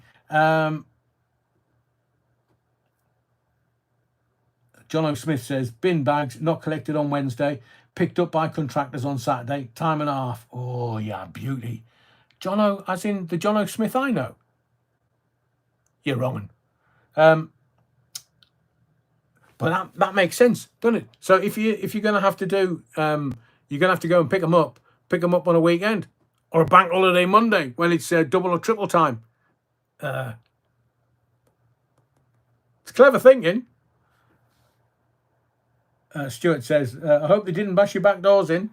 They didn't get chance. I was out the front door before you could say, the Rozzers are on the way. So I'm going to leave that with Ginger Growler. So what she's going to do is she's just going to make sure that people are being punished for having land where you can build on it, and you haven't built on it when you've got building permission. So planning permission and building, and this communist, Marxist, Stalinist government are just every which way trying to make money out of you. They're shafting you left, right and centre, man. And Marley says, our general bin's not been collected for 2 weeks now. The army's not going to do it. I mean, can you imagine the poor army, the squaddies get it tight. Yeah, so the bin men have not been collecting the shite. So off you go, lads. We've not got a war to fight now. So we're not going to put boots on the ground in Ukraine because we found out that Keir Starmer's going to have to send his own son after officer training at 17-year-old and put his boots on the ground in Ukraine. So you're going to pick up the shit in Birmingham. Enjoy it, lads and lasses. So, sunset at Bohemian Grove. Oh, yes, of course, Des. No bin liners there. So I'll leave Ginger Growler because I've got more to say tomorrow. I have been given a nod by my mate Dean, who gets terribly embarrassed when I mention him. But he's worked something out. And I'm not going to take credit for this, but I kind of get it. He's worked something out. He rang me up and said, Adrian, have you seen what's happening with Gibraltar? And I said, no, what's happening in Gibraltar? He says, it's British. Right. So if it's British, and we are now part of Europe, and Gibraltar is part of the Schengen footprint, which means open borders, any borders, you know what I'm about to say to you, don't you? If Gibraltar is part of Schengen and they have open borders, does this mean that any immigrant can land in Gibraltar and claim asylum? Because it's British.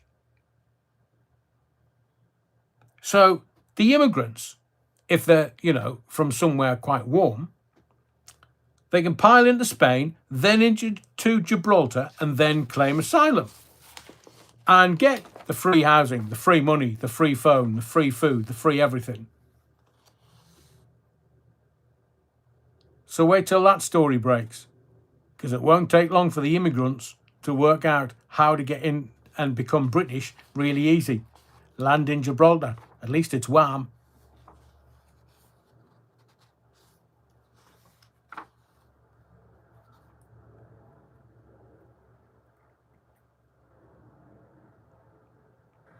I wanted to ask you something, because you know that radio is close to my heart. I heard of a Scottish group that used to run varying radio stations. And I technically used to work for them in Birmingham a while ago. But I want to, a couple of questions. It's 1 for yes, 2 for no. 1 for yes, 2 for no. After that little Gibraltar bombshell that nobody's worked out yet. It's Britain, but not as we know it, Jim. It's part of Schengen. So it's Britain with open borders. Wait till the Africans find out.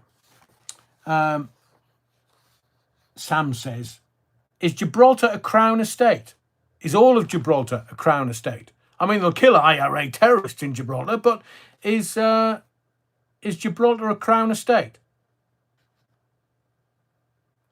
So would Charles the Weak make money from people landing there?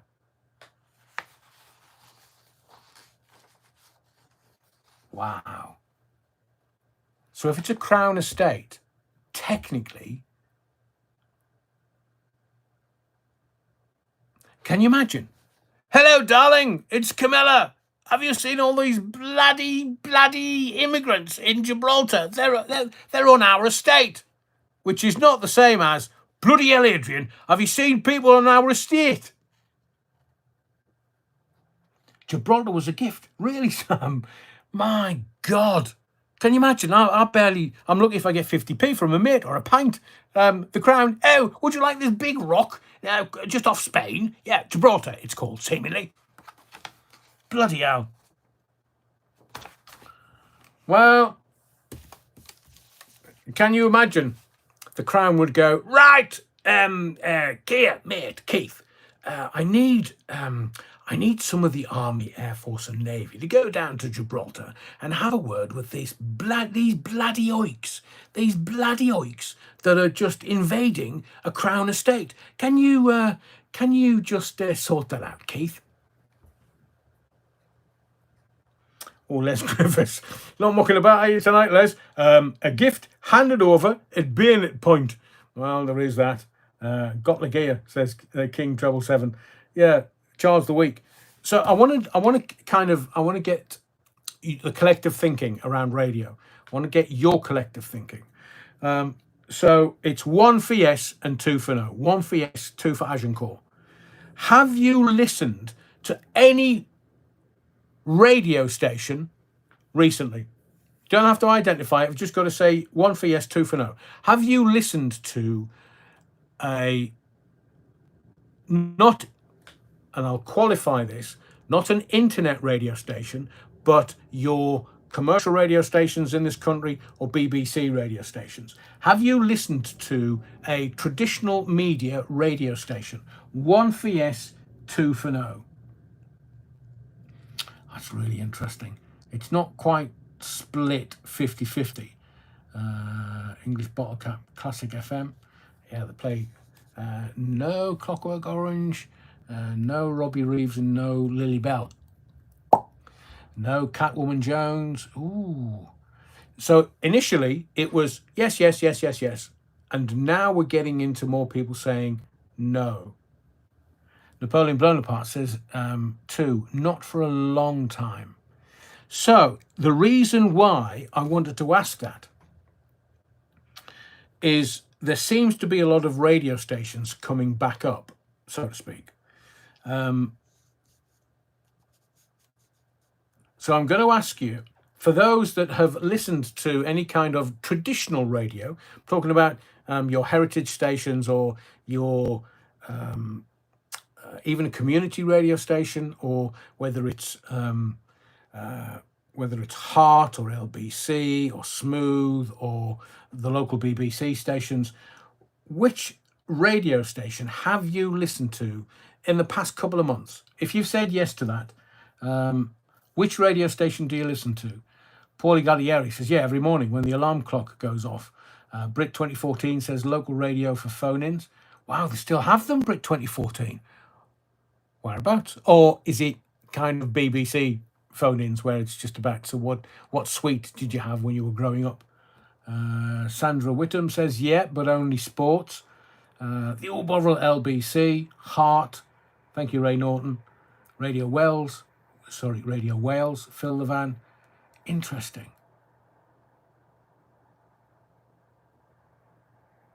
I see you, says, radio's getting popular again. Look at the polls. Interesting. Local York radio says, I see you. Super Ted, Zetland FM all the time. Oh, Super Ted, you'll have heard the show last night then. 5 till 8, Saturdays. Yeah, that is me. David Gresham, greatest hits. Napoleon Blown Apart. Oh, I can only get Battenberg radio. I bet that makes a mess. Napoleon Blown Apart.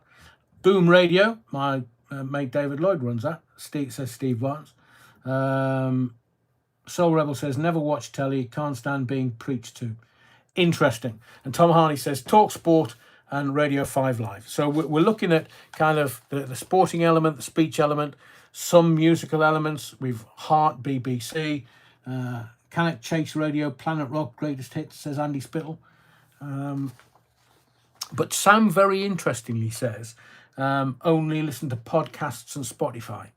I don't know whether you've listened to Rogan or watched Rogan's latest with Zawi Hawass, the Egyptian. Oi, oi, oi, oi, oi. He's got a cigar on in the studio, and he's just watch it. It's less than 2 hours, hour 50, hour 45. Zawi Hawass, he's some boy, and you can tell Rogan is getting angry with him. It's great. It's a great watch for me. What happened to Radio Luxembourg? It faded in and out, Reg. Loads of my mates presented on Radio Luxembourg, and it was one of the very first radio stations I was listening to in the back end of the 70s that I heard some Ashford and Simpson, It Seems to Hang On, B.A. Robertson, Bang Bang, some great songs like 6 months ahead of them being released. And you just thought, oh, these are... and it was... I thought, and I think it's a shame, Atlantic 252. There was another great long wave radio station that, if only they could bring that back. But as somebody said, the polls are saying that the radio's having a resurgence. But the ones that, excuse me.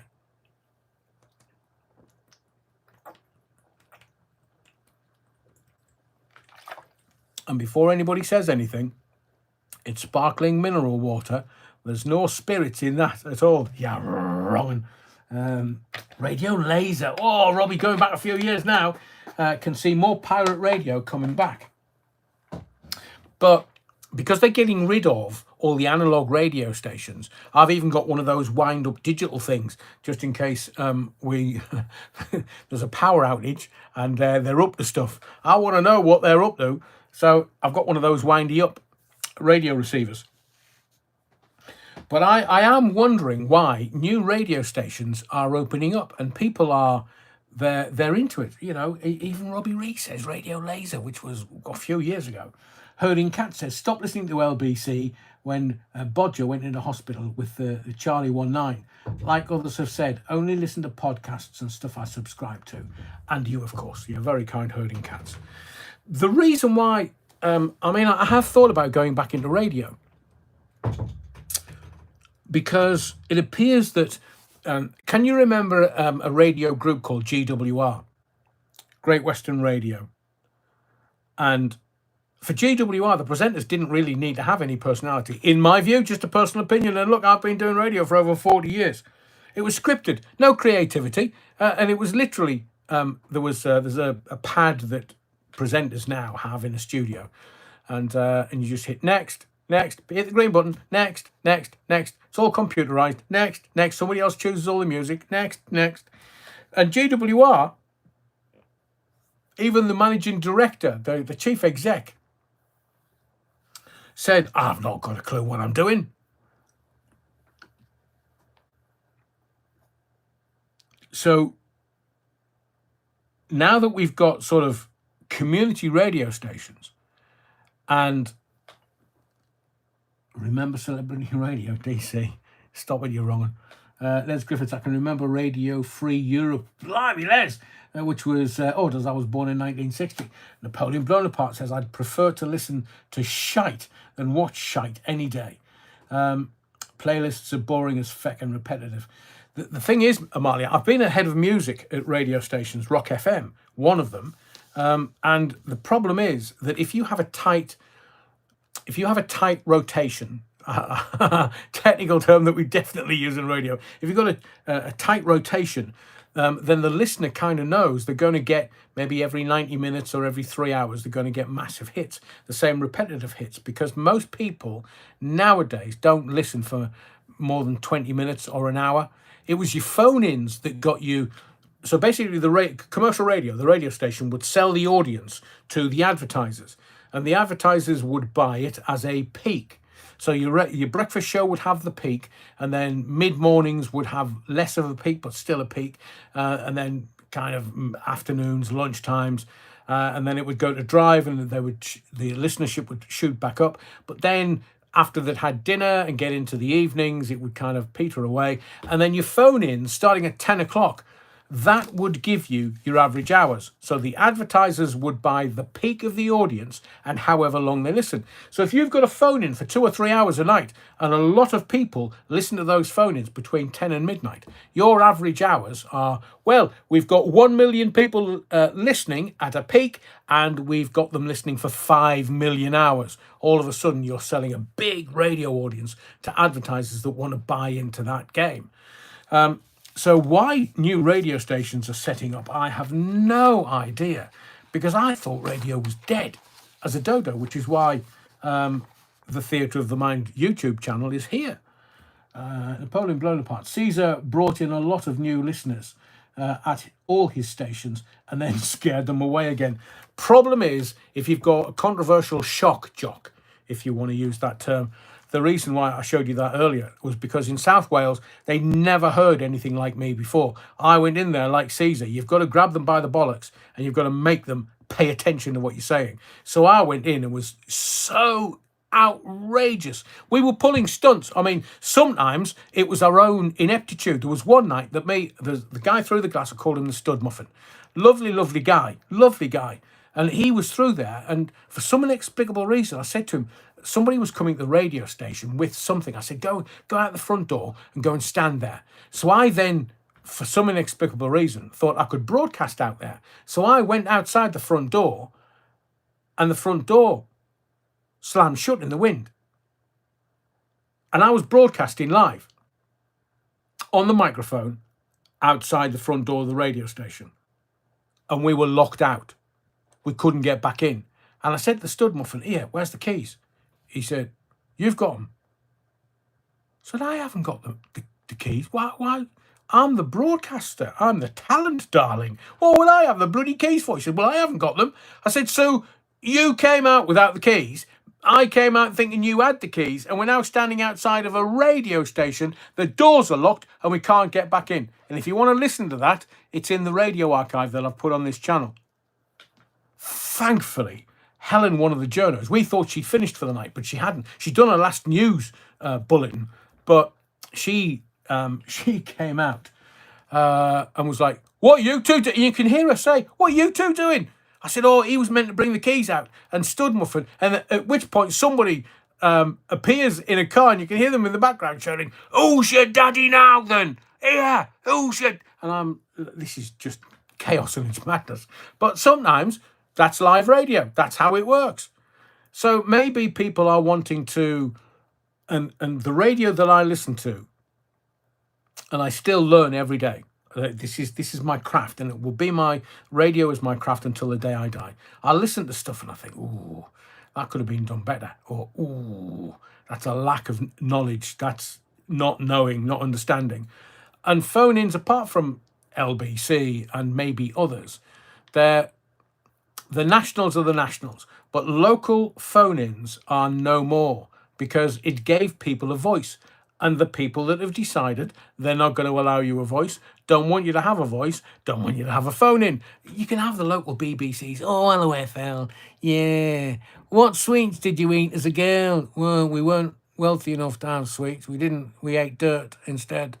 Oh, so what's your favourite toy ever? Was it Johnny 7, the machine gun, or was it Barbie? I mean, that's to some extent a local BBC. I mean, some people would disagree with me, but they're the people that are just hanging on to the wreckage. I'll make a prediction. BBC Radio is going to go regional eventually. It's not going to be local. It's going to be regional. And they'll still say it's local somehow, some way. But they're spending too much money on it. So there'll be decision makers within the BBC deciding that local radio is going to go. N says, does Alan Robson still do any phone-ins? No. And that's a travesty. He's one of the greatest phone-in presenters ever in this country. I mean, I could reel names off, like Alan Robson, Scotty McClue, Caesar the Geezer, James Whale, who was local and then national. And you've got a ton of great talent that did phone-ins, because it takes a real... And I'm not talking about people buggering about on YouTube thinking that they're doing phone-ins, because they're not. I'm talking about real phone-ins where you don't get any training. You just get told, right, there's the studio, there's the microphone, you've got a fader, you've got somebody answering the phone through there, create a bit of magic. So, and I know of a certain YouTuber who would ring round for calls for his so-called phone-in. Because one of my mates was asked. I laughed my cap off. It's not a phone-in. Phone-ins on commercial radio. I tried it on the BBC, and I did a late-night phone-in on BBC Radio Cleveland, or Radio Teasers it's called now. And we got some fabulous calls and some fabulous figures. They didn't know what was going on at night, because all of a sudden, our figures are going through the roof, and they're like, oh, what's he doing after 10 o'clock at night? I was just engaging people with human interest. So that's what my phone-ins were already about. Human interest. But there was, and I'll tell you, that somebody said Petty. I will tell you that a guy called Tom Davis was found guilty and was going to be sentenced at Newcastle Crown Court for having kiddie porn on his computer. He was found to have kiddie porn on his computer. That's Tom Davis for you. Used to do a late night phone-in on TFM. And anybody can fact check this. Just Google Tom Davis, Newcastle Crown Court, and see what you get back. Killed himself. He told the court, told the judge, oh, it's I'm doing it for a documentary. It's research for a documentary. Judge didn't believe him, was going to sentence him, and 2 days before the sentencing, killed himself.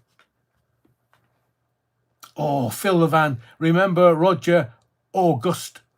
It was Augustus. And if you go to some of the archive that I've put up on this channel, there's an argument between me and Roger Augustus. And him, one of my favourite pieces of radio ever is me trying to get Roger say scum sucking pond life. Not sure if he was sober or not, but he just couldn't say. And I said to him, right, repeat after me, Roger. Scum, sucking, pond, life. And put them all together, what do you get? And literally, this was live on air. I burst my incontinence pants because it was just so funny. DC, did you know Chris Needs? Not sure, DC. Which radio station did he work for? Because when I was in South Wales, and I just absolutely adored South Wales for many different reasons. But Twin Town encapsulates Swansea perfectly. And honestly, you need to go out as a man, you need to go out mob-handed in Swansea, because the Swansea girls will absolutely eat you alive. But it's fabulous. The whole of South Wales, how the South Walians have been done down for decades and decades and decades. And I loved rugby days when all the lads used to come down from the valleys and have a bit of a Larry time in Cardiff. And the Gower, the scenery in South Wales is breathtaking, bar none. I mean, same as Scotland, same as North Yorkshire, same as this country. If we had the sunshine, it would be the best country in the world to visit, because we have such beauty here. It's profound.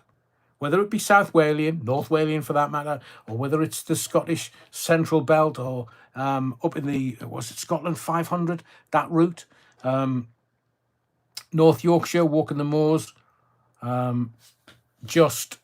breathtaking. I'm sure you'll agree. Robbie Rees, rough childhood. Fake or real as well, says Stuart. Oh, yeah, that was... I'll very quickly tell you the story. I'm just writing something down so I don't forget it before I go.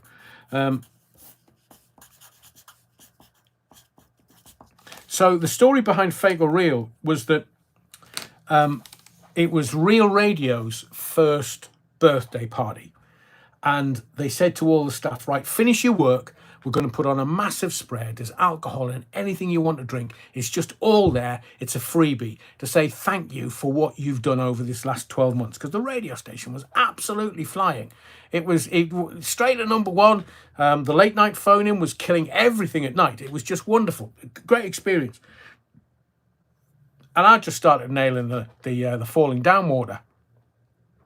Started about 7 o'clock. And I got to about 9 o'clock thinking, oh, I think I better stop now. Because I'm always full capacity, always on my mettle when I'm doing radio.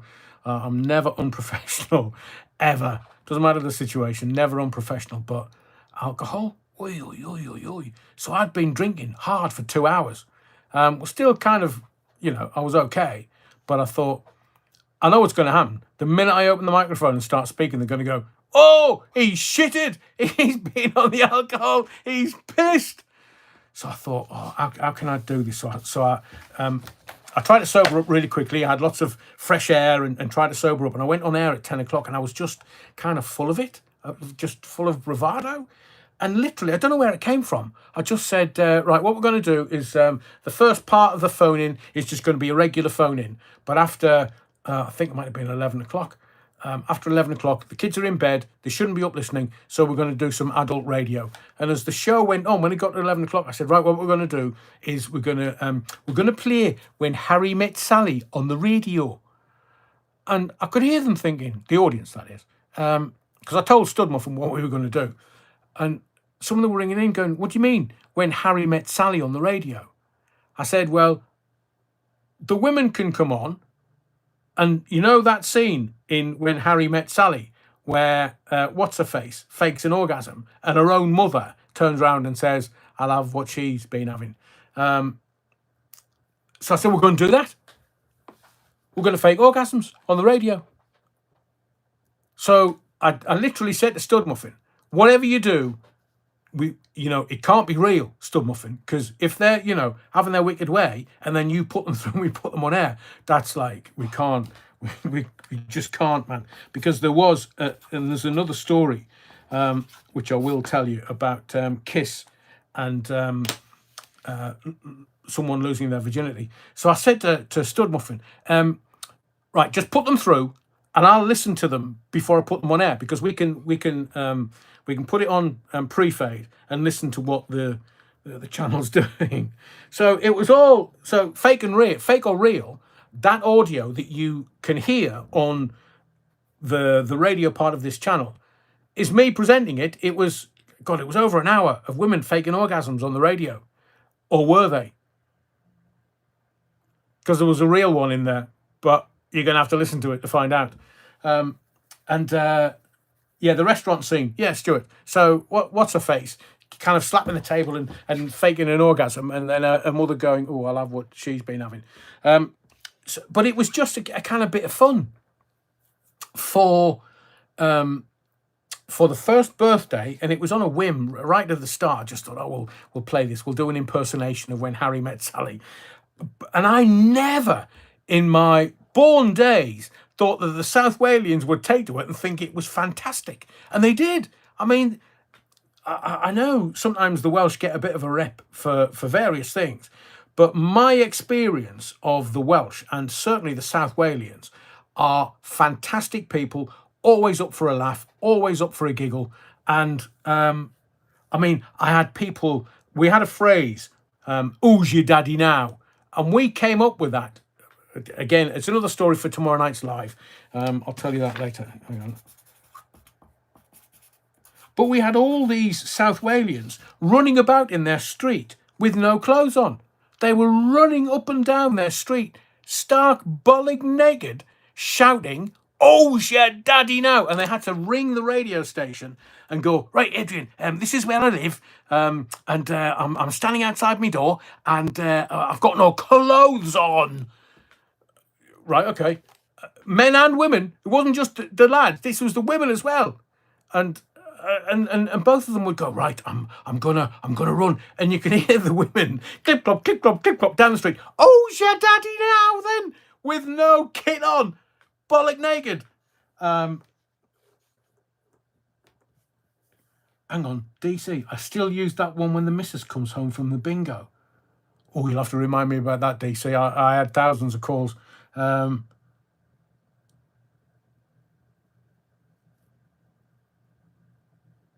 It would, Des, certainly if they were queefing.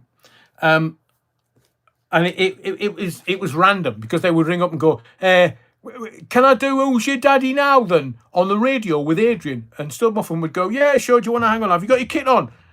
No, I've got a coat on, but it's cold. That's why I've got a coat on. But when I speak to Adrian, I'll not have any kit on. That was the lads. And we even had and again, this is, I mean, it's just a pure plug for the radio archive that's on this channel, and there's more coming. Let me tell you, there was Lloydie in Oz. He'd gone down for the rugby. I mean, it must have been Five Nations. Don't know whether Wales were playing Australia, but he was absolutely shitted. I mean, he'd been on the pier for best part of 24 hours.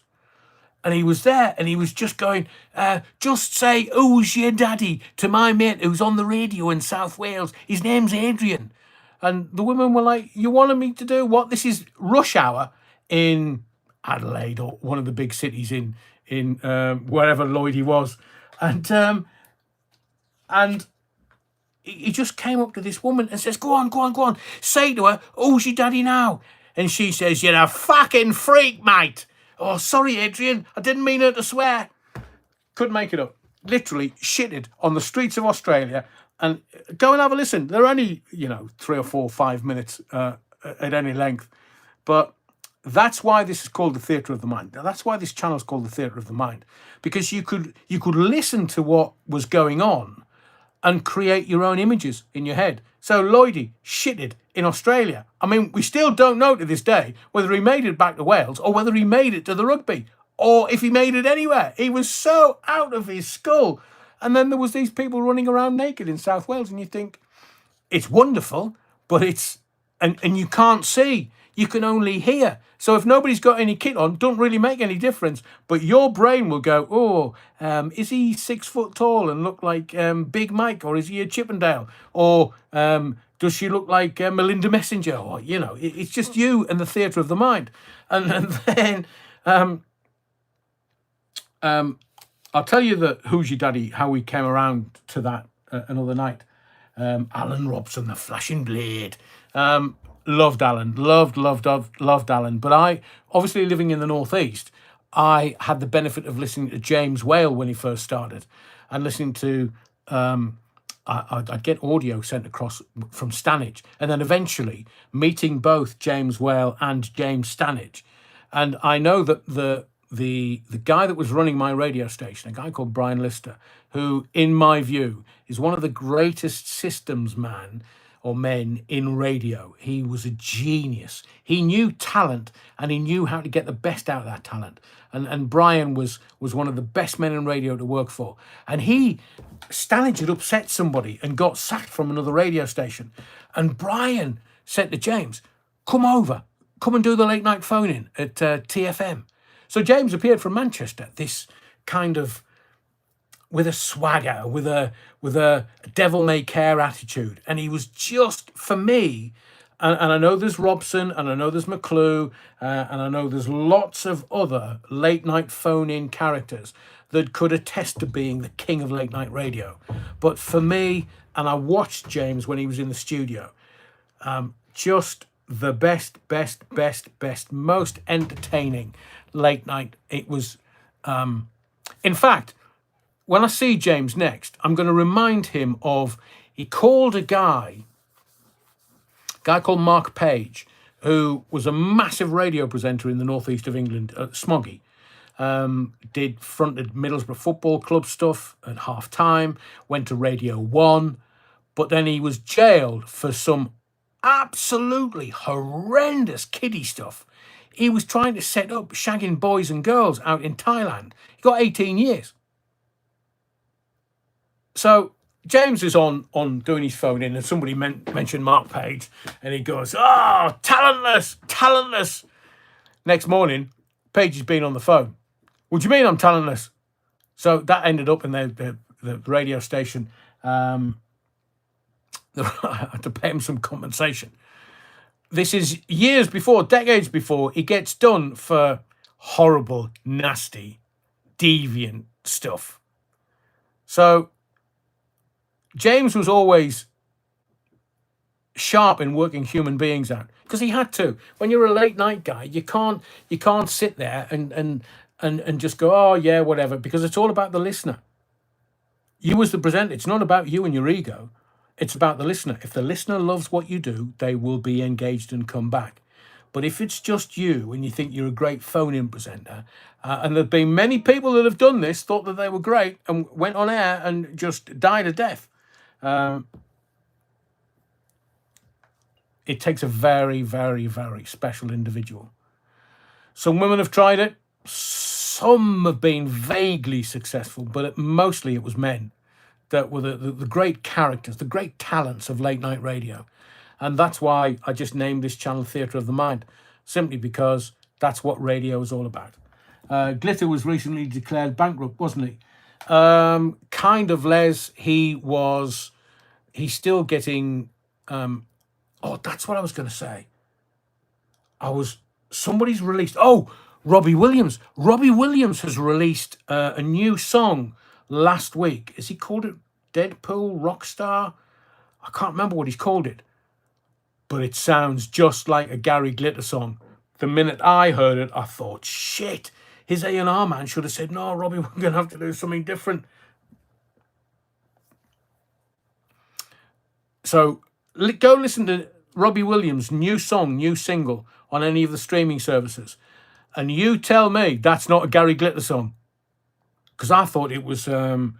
I love you, love, my only true love. I love you, love me, love. I don't know which one that is, but it sounded like that. And I thought, shit, if I'd been his A&R man, I would have said, look, Robbie, mate, you can't, it's going to make you sound like Gary Glitter. Up the Gary Glitter. The only Robbie Williams song I like is Eternity. Definitely not that one, Stuart. James Whale used to say, if you get the right nighttime taxi drivers on board, you'd be a winner. Yeah. And taxi drivers, they're intelligent. Those that have done the knowledge are intelligent. Rocket, that's it. Thank you. It's Gary. Thank you, Gary. It's called Rocket. Robbie Williams. Tell me that's not a Gary Glitter song. No doubt GG and Mike Leander will be getting royalties. That's what I was going to say, Soul Rebel.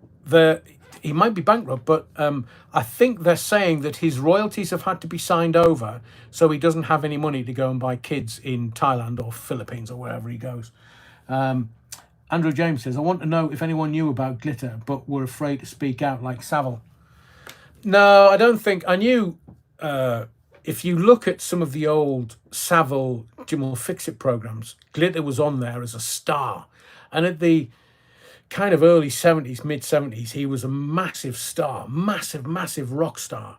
But then he got towards the end of the 70s, and I remember him trying to reinvigorate his career, but he didn't have the big millions like Rod Stewart, and he used to hang about with other rock stars. I shan't name them, but Les Griffith says, I saw the Glitter Band at Primrose Valley. They were brilliant.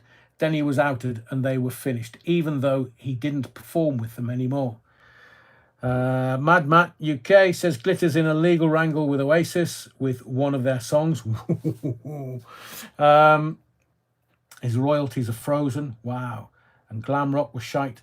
Well, it was of its time, Les. I mean, I loved the Sweet. I thought that, Bowie wearing makeup was possibly glam rock. And it was really avant-garde. A man wearing makeup back in the early 70s. Now we wouldn't bat an eyelid. I mean, bloody hell. Politicians can't even tell you, define a woman. So back in the 70s, it was the Sweet, Brian Connolly. What a singer that man was. And you've got Bowie, and everybody was jumping on the bandwagon. Slade was a bit, they were a bit more bother boys, and they were a bit more straight. But Soul Rebel says, I remember him being on James Whale's show before he was outed. Well, Glitter! Glitter was on the James Whale show. Was that on the telly thing he did out of Leeds? Soul Rebel, Glitter Band had a great string of hits. Oh, what's their best one? I will say one of my favourite songs is the Human League doing Rock and Roll, the Glitter song. I mean, obviously they would never play it now. Nobody touches Glitter or his songs, so to speak. But I remember the Human League doing sort of Being Boiled and that's slow electronica. And Human League did Rock and Roll, and it's a great version. But nobody's ever going to play it on the radio. Chris says, DC, I had a caravan at Primrose Valley. Robbie Williams Rocket. The chorus is very much glitterish in sound. Thank you, the Bovril. So there's the old Bovril, agreeing. Somebody should have had a word with Robbie going, here, Robbie, mate. Unless he thinks it sounds like Oasis and Glitter's having a go at Oasis for sounding glitterish. Don't know. Gene Vincent was going to shoot Gary Glitter while they gigged in Germany. Was he? What a great song. King, you have some great knowledge there. King treble 703. Les Griffiths Bowie was a legend, as were others. However, most were shite, which is why they weren't long-lived. The Sweet kept going. At the late end of the 70s, well, look, some of their songs, Fox on the Run, come on, the Sweet had some cracking songs, but my favourite by them is Lovers Like Oxygen, which I think was 77, 78. Lovers Like Oxygen is a great song.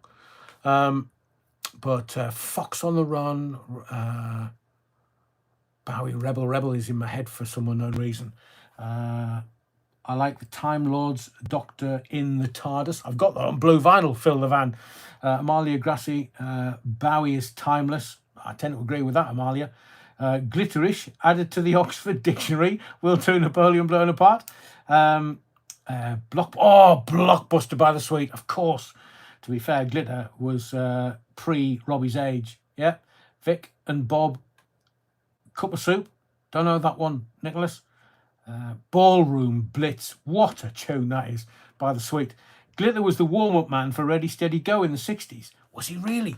I mean, did he have any hair then? It's all wiggy now. Bald as a coot. Gary Glitter or Paul Gadd. Oh my God.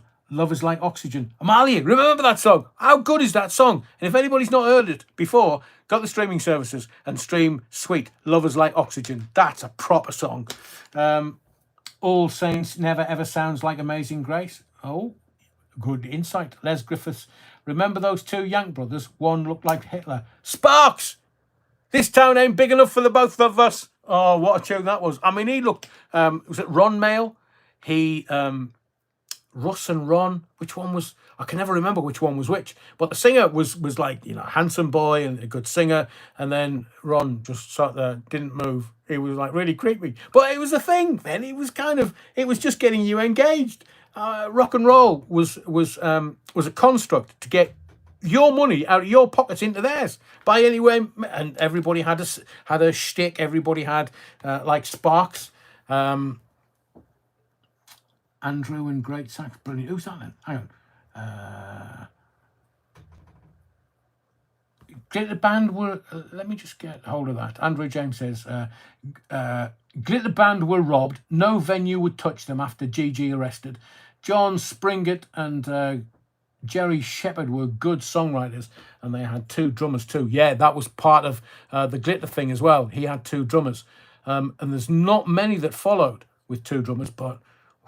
There is a drummer. I think if you go to his channel, whether it's Instagram or the channel is 100M, as in the letter M, and he must be Eastern Bloc, possibly Ukrainian.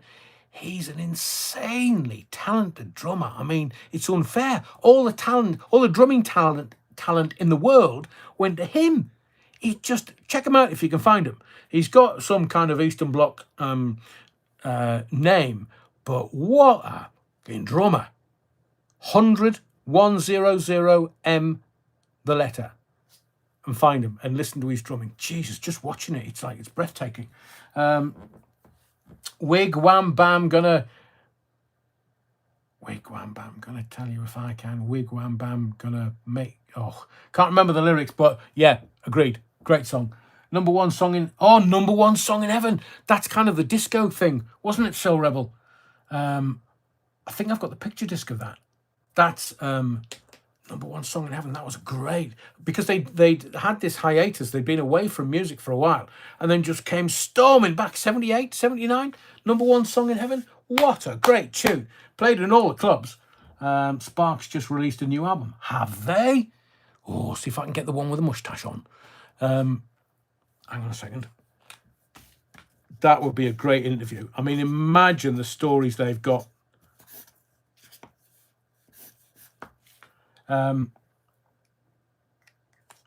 Ray Norton said, had a mate roadie for glitter. He had oxygen both sides of the stage, so ran across and took it in oxygen. Yeah, he's an old boy. He's a bit of a chunky boy, bit of a fat lad. I mean, bald as a coot. And they were all wigs. Can you imagine? Well, no, don't even go there, Adrian. Cozy Powell, I do remember him, Les. Was it Dance with the Devil? Cozy Powell. Or was it Race with the Devil? That was a great song. Cozy Powell could bang those skins, man. Well remembered, Les. Saw Cozy Powell in 1983. Did the Dam Busters March as a drum solo. Wonderful, Tom. Wonderful. He was a great drummer. He was. Soul Rebel says, I bought Glitter Band singles when they came out on the Bell label. Yeah, who was behind Bell? Was it Mickey Most? There was some name behind Bell Records. Ginger Baker was a percussionist. He was as mad as a box of frogs, Ginger Baker. I don't think he's around anymore. Lived in South Africa until he died. Mad, but what a bloody drummer. Dance with the Devil. Thank you, Matthew. Rubber Bullets. Was that 10cc? And again, 10cc. What a band that was. I was just talking to someone the other day about 10cc, I'm Not in Love. And I saw this, they did the Radio 2 Live Lounge or something. And I saw a half-hour documentary about how they made I'm Not in Love and how they layered the voices. Got the receptionist in to say, big boys don't cry, big boys don't cry. Well, I tell you this, that song, whenever Radio 1 did a poll of greatest songs or love songs ever, 10cc was always number one. And they had to do something in the 90s because they were trying to kill off Radio 1 or Radio 1 as it was, get rid of all the kind of the heavyweights that were there, Bates and the Hairy Cornflake. They were trying to kind of shuffle them off to, I don't know, somewhere else. And they had to have a poll where it was not 10cc, I'm Not in Love as the number one song. So it became, Bristol. It was, Jesus, I can't remember the song. I can, but I can't. Gary Davis on your radio. Yeah, Mike, remember that one.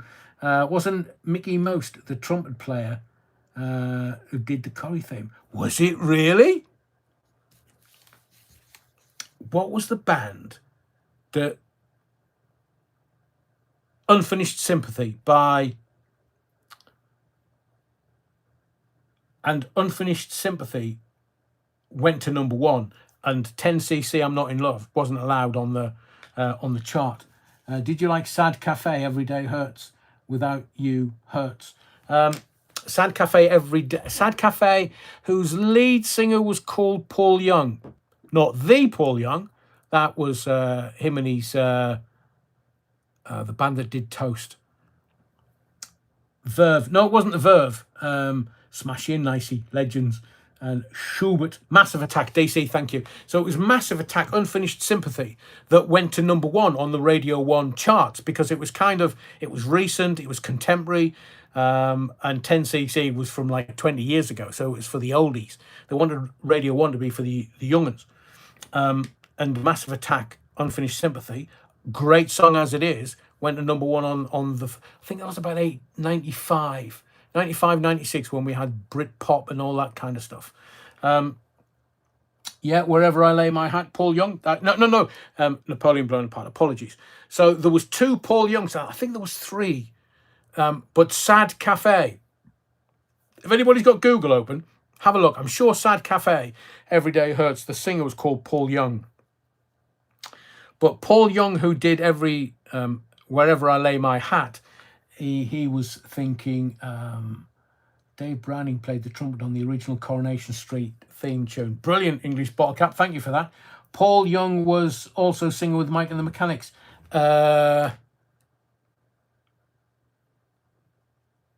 Yes, he was. But I interviewed Mike Rutherford and who was the other singer from Mike and the Mechanics, with an insanely awesome voice.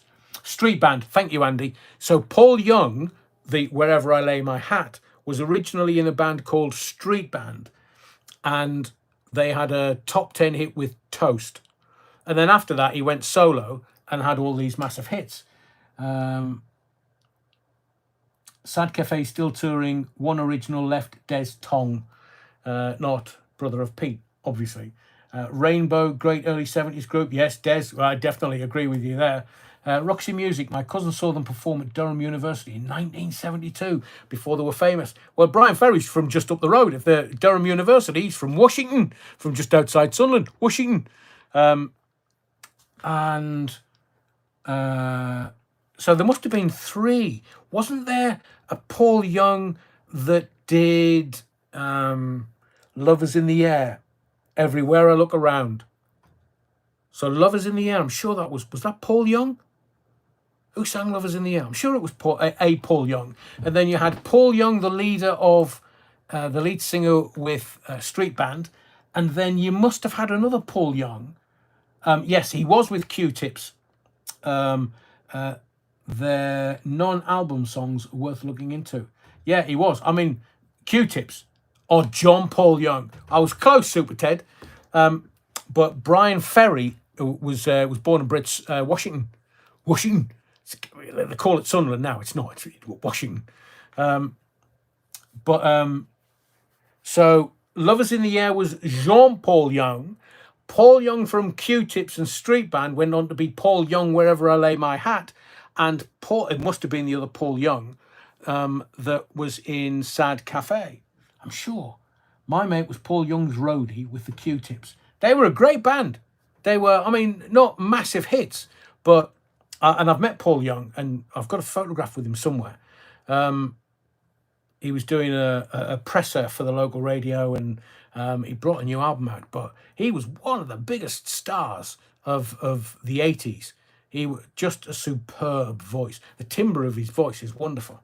The Verve Bittersweet Symphony should be my going out song. Slave to money, then you die. How very true.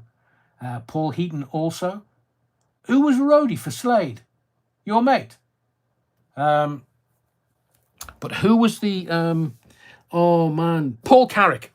Paul Carrick was the other singer for Mike and the Mechanics, and Paul Carrick has a wonderful voice. Why did Gilbert O'Sullivan disappear? I think it was the fame, to be fair. I mean, I know he sued his manager and or record label for royalties that he didn't get, and this was millions and millions of pounds, and he won the case eventually. Do you know, there's all these artists that have a lot of contemporary resonance for you and I. And I would love to find out what their story was. Maybe that's what we'll do as part of a series. Sparks, Gilbert O'Sullivan. I'm in contact with other artists to try and get them in.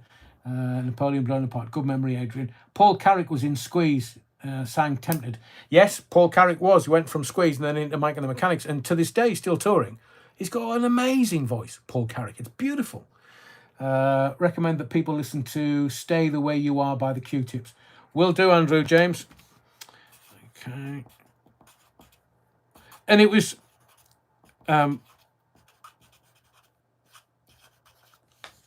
Stay the Way You Are. Right, I'll have a listen to that. Thank you very much. I love learning about music. I love learning about artists and bands. So it's always the way when there's a special singer. A bit like Queen, Freddie just went off and did his own thing. Thankfully, including a daughter, seemingly, according to newspaper reports over the last couple of days. But thankfully, Queen stayed together as a unit, but he just went off and did his own thing. Once Paul Young left Q-Tips and or Street Band, he was just a massive star. Beautiful, beautiful voice, massive star. And the Q-Tips are kind of still doing music, I would presume, but not to the extent they were when Paul Young was their lead singer. Roy Wood, that guy involved with Hit After Hit, and also David Gresham, also in the Electric Light Order, ELO, when they started, and he left form Wizard, and then Jeff What's-His-Face took over, and then they just went stratospheric. Love reading about the band family trees. Yeah, me too, Soul Rebel. Almost run over Anthony Wilson in Manchester. What, the Anthony Wilson, who was a bit of a curmudgeonly old bugger, dead now, but had an ear for Joy Division and other great Manchester bands. It's all about producers nowadays. I get that, Soul Rebel. It's not about the artists. But it has been always thus. If you look at the Beatles wouldn't have been the Beatles if it wasn't for George Martin. And do you know, just the other day, the Beatles were in Germany doing all kinds of stuff, and that's been sanitized. I would love to ask Paul McCartney and Ringo. I mean, Ringo probably spat in my nose, but not in a disrespectful way. But the Beatles' first producer, or a guy that they were involved with, was called Bert Kaempfert.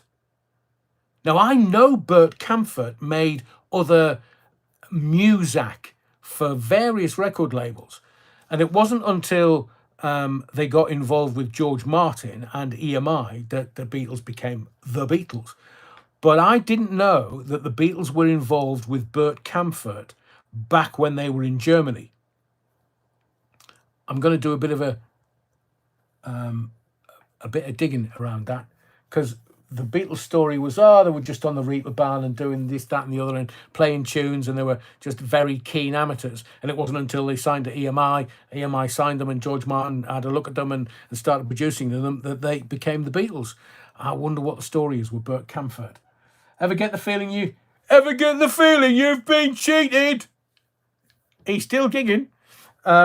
Soul Rebel, Bert Kaempfert records were everywhere once. I agree, Soul Rebel. They were kind of like the top of the pops albums that you couldn't have the original artists on. They had to be made by other people because of, I don't know, royalties, I would suppose. But Bert Kaempfert, I mean, he was the Bert Kaempfert Orchestra, and he was everywhere. So I want to know whether Bert Kaempfert had any involvement with the Beatles and gave them sort of instruction in the early days of the Beatles. If anybody finds anything to do with that, I'd love to read about it. English Bottle Cap says, there is some debate whether it was Dave Browning or Ronnie Hunt who played the original Coronation Street trumpet. Right, I'll do the research. Corrie trumpet, who? Hamburg now, that's a filthy place. Wink, wink. Oh, you can say that again, Des. Yeah, you come out of Hamburg and start walking sideways. The Beatles never wrote all their songs. Ooh, tell me more, King Treble 7. Tell me more. Think me and you. You've got more knowledge than you're letting me on, you wrong. Mr. Move and Roy Wood. Oh, I did, Dave Gresham. But he was ELO for a while. And then left and set up, was he with The Move and then ELO? And wasn't, I'm dragging this from, I don't know where I'm dragging this from. Miss Diane from Crossroads, wasn't she married to the lead singer from The Move? Theo Bovril, stop it. I've no idea who rang the bells at News at 10. It was the Elizabeth Tower and Big Ben. Nobody rings them. It's automated. Hang on, what's he said now? Andrew, where are you? Glenn Campbell and the Wrecking Crew played a lot of Beatles music. Did they? Nicholas says, Corrie Cat, Frixie, I know some shite. Sage of Key will explain the Beatles. Oh, right, okay.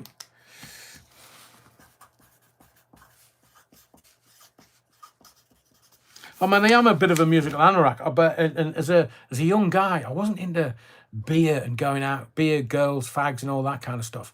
I would buy all of the music papers on a Thursday, and I would literally religiously read the print off everything, because I just loved the whole theatre of it all.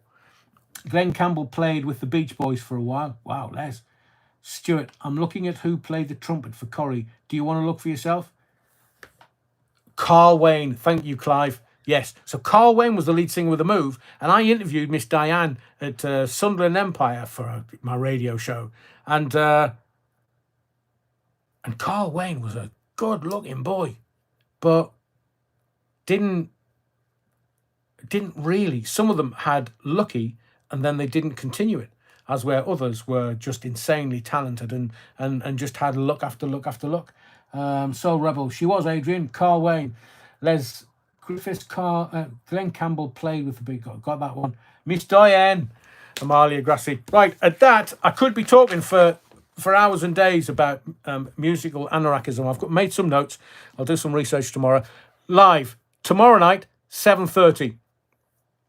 Hang on. The Beatles did not write all their songs. While Lennon and McCartney was a prolific songwriting partnership, the band also recorded songs written by other band members and external songwriters. They did. Chuck Berry and some of the rock and rollers. They took influence from all over the place. Right, we'll talk about this tomorrow night, because I've loved this little musical interlude at the end. Thank you for your likes. Please smash the likes on the way out if you can. Thank you for your likes, your subscriptions, but most of all your indulgence. We'll go live-tastic this week. We'll do another couple of hours, 7:30 tomorrow night, where I am going to do deeper dives. It is going to be more like a traditional live. Tonight was just a free-for-all because, I was celebrating yesterday. I'm an old boy now and a bit tired, so I'm going to bid you good night. I'm going to have a good night's sleep, and I'm really looking forward to doing the live from 7:30 tomorrow night. Hang on a second, if I can, because I think the setup, no, I'll just go live at 7:30.